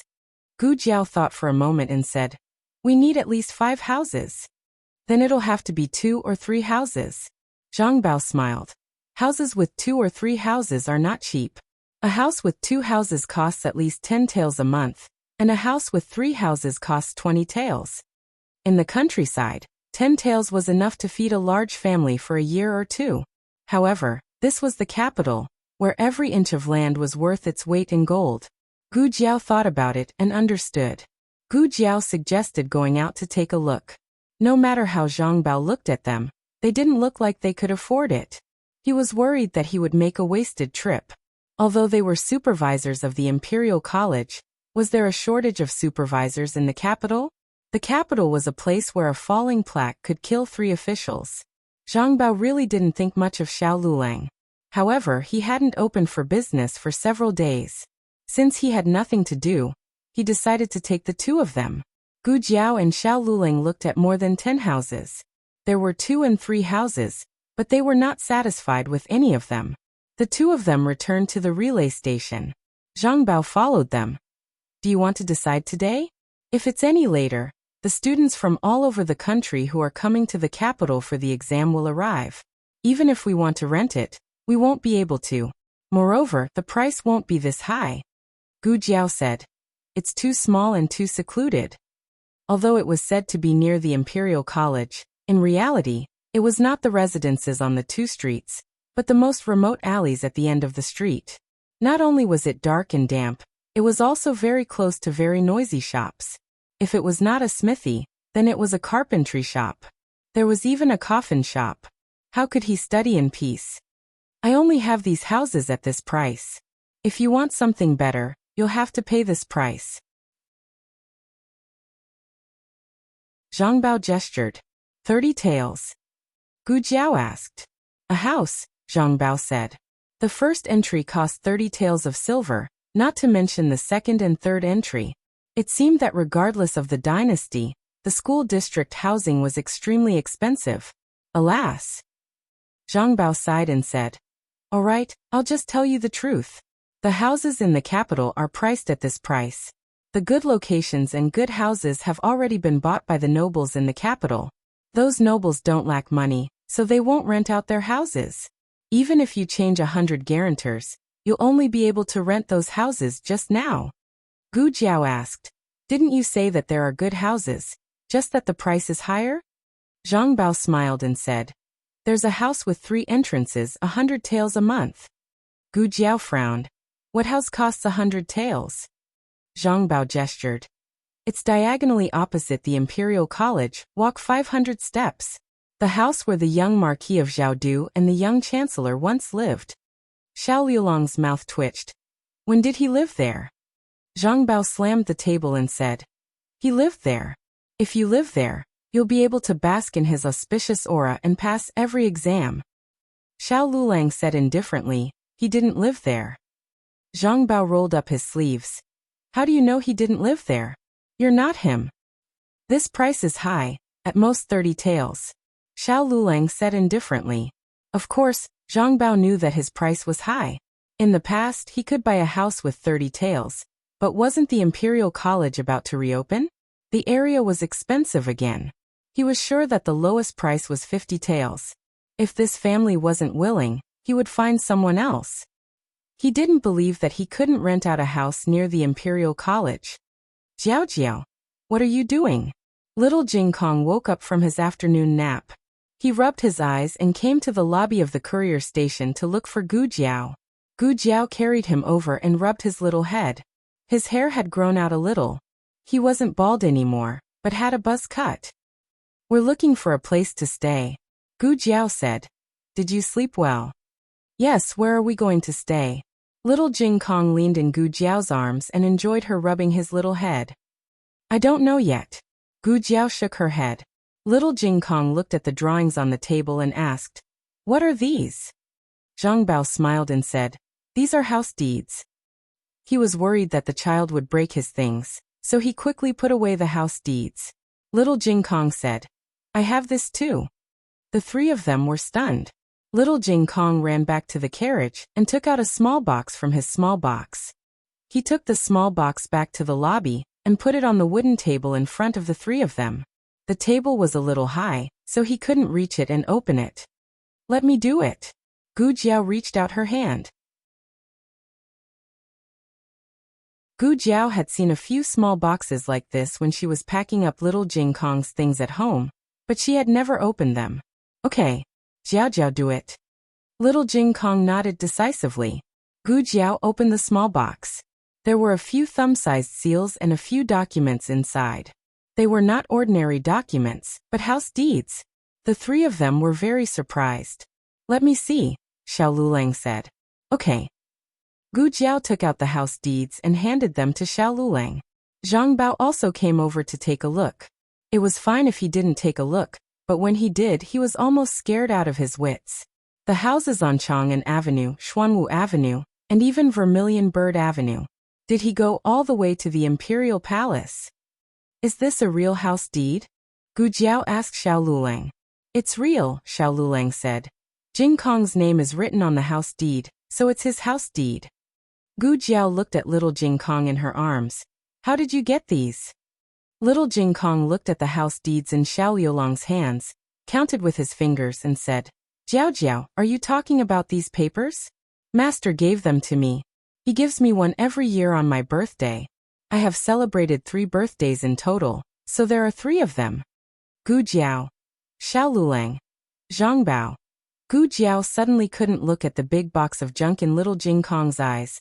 The locations of the 3 houses were better than the previous one. Zhang Bao was just bragging that the house that cost 100 taels of silver was diagonally opposite the Imperial College. It was 500 steps away from the Imperial College, but in reality, it was more than 1,000 steps away. The house that little Jing Kong's master gave him was much closer to the Imperial College. After walking out of the alley, the Imperial College was just around the corner. Zhang Bao had lived for more than 30 years, but this was the first time he made a mistake. He was dressed like a country bumpkin and bought 3 big houses at once. The house on Vermilion Bird Avenue was difficult to buy, as almost all the people who lived there were relatives of the emperor. The 2 houses on Xuanwu Avenue and Chang'an Avenue were priceless. Where did this group of people come from? Little Jing Kong didn't understand what a house deed was. Gu Jiao explained to him that it was a very precious thing, and it was proof that he owned a house. He decisively put all the house deeds in front of Gu Jiao. "Give them all to Jiao Jiao." Little Jing Kong's home was wherever there was a Jiao Jiao. Gu Jiao had already accepted his zither, so she couldn't accept his house deed anymore. In the end, Gu Jiao proposed to rent the house in Little Jing Kong for 30 taels of silver a month. Little Jing Kong said seriously, "I don't want Jiao Jiao to pay me." Gu Jiao patted his little head and said, "Your brother-in-law will pay you." Little Jing Kong thought seriously, "If my brother-in-law pays me, I'll pay Jiao Jiao."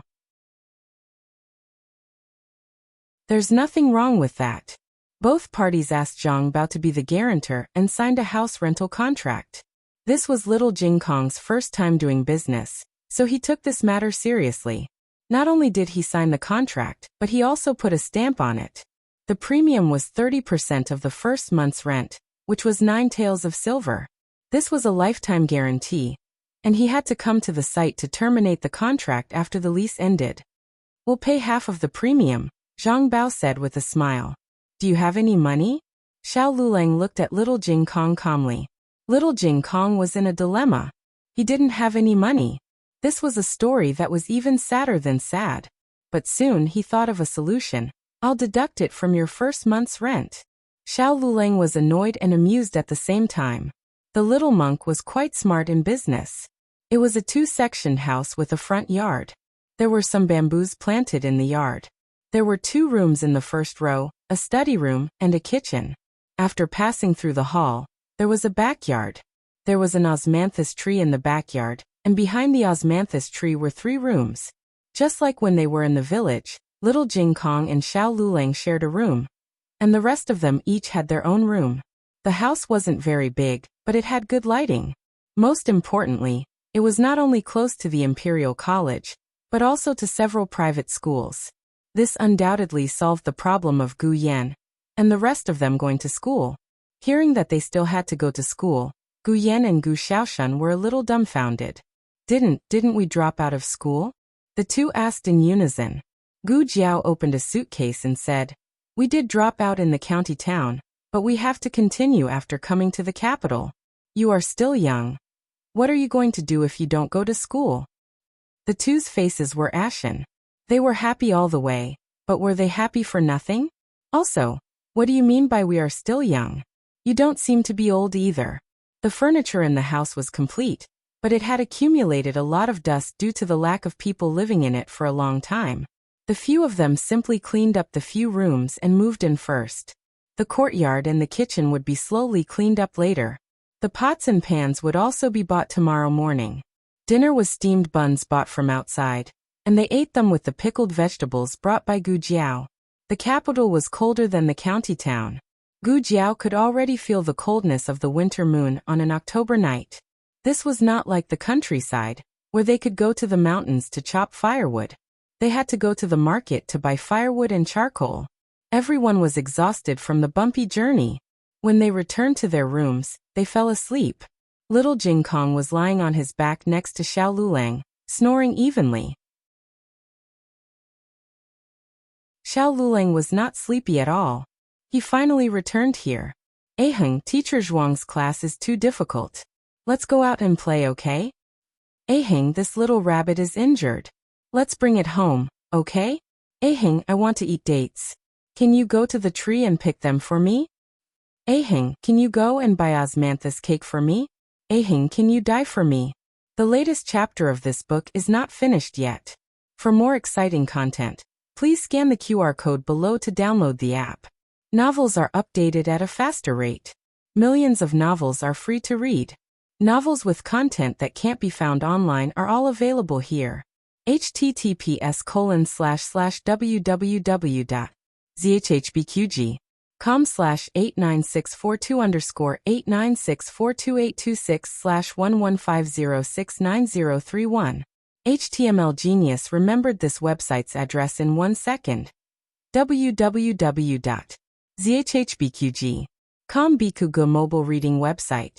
That you're tuning in to the Earbook Haven YouTube channel. Don't forget to subscribe and join us on this journey to catch the most captivating stories.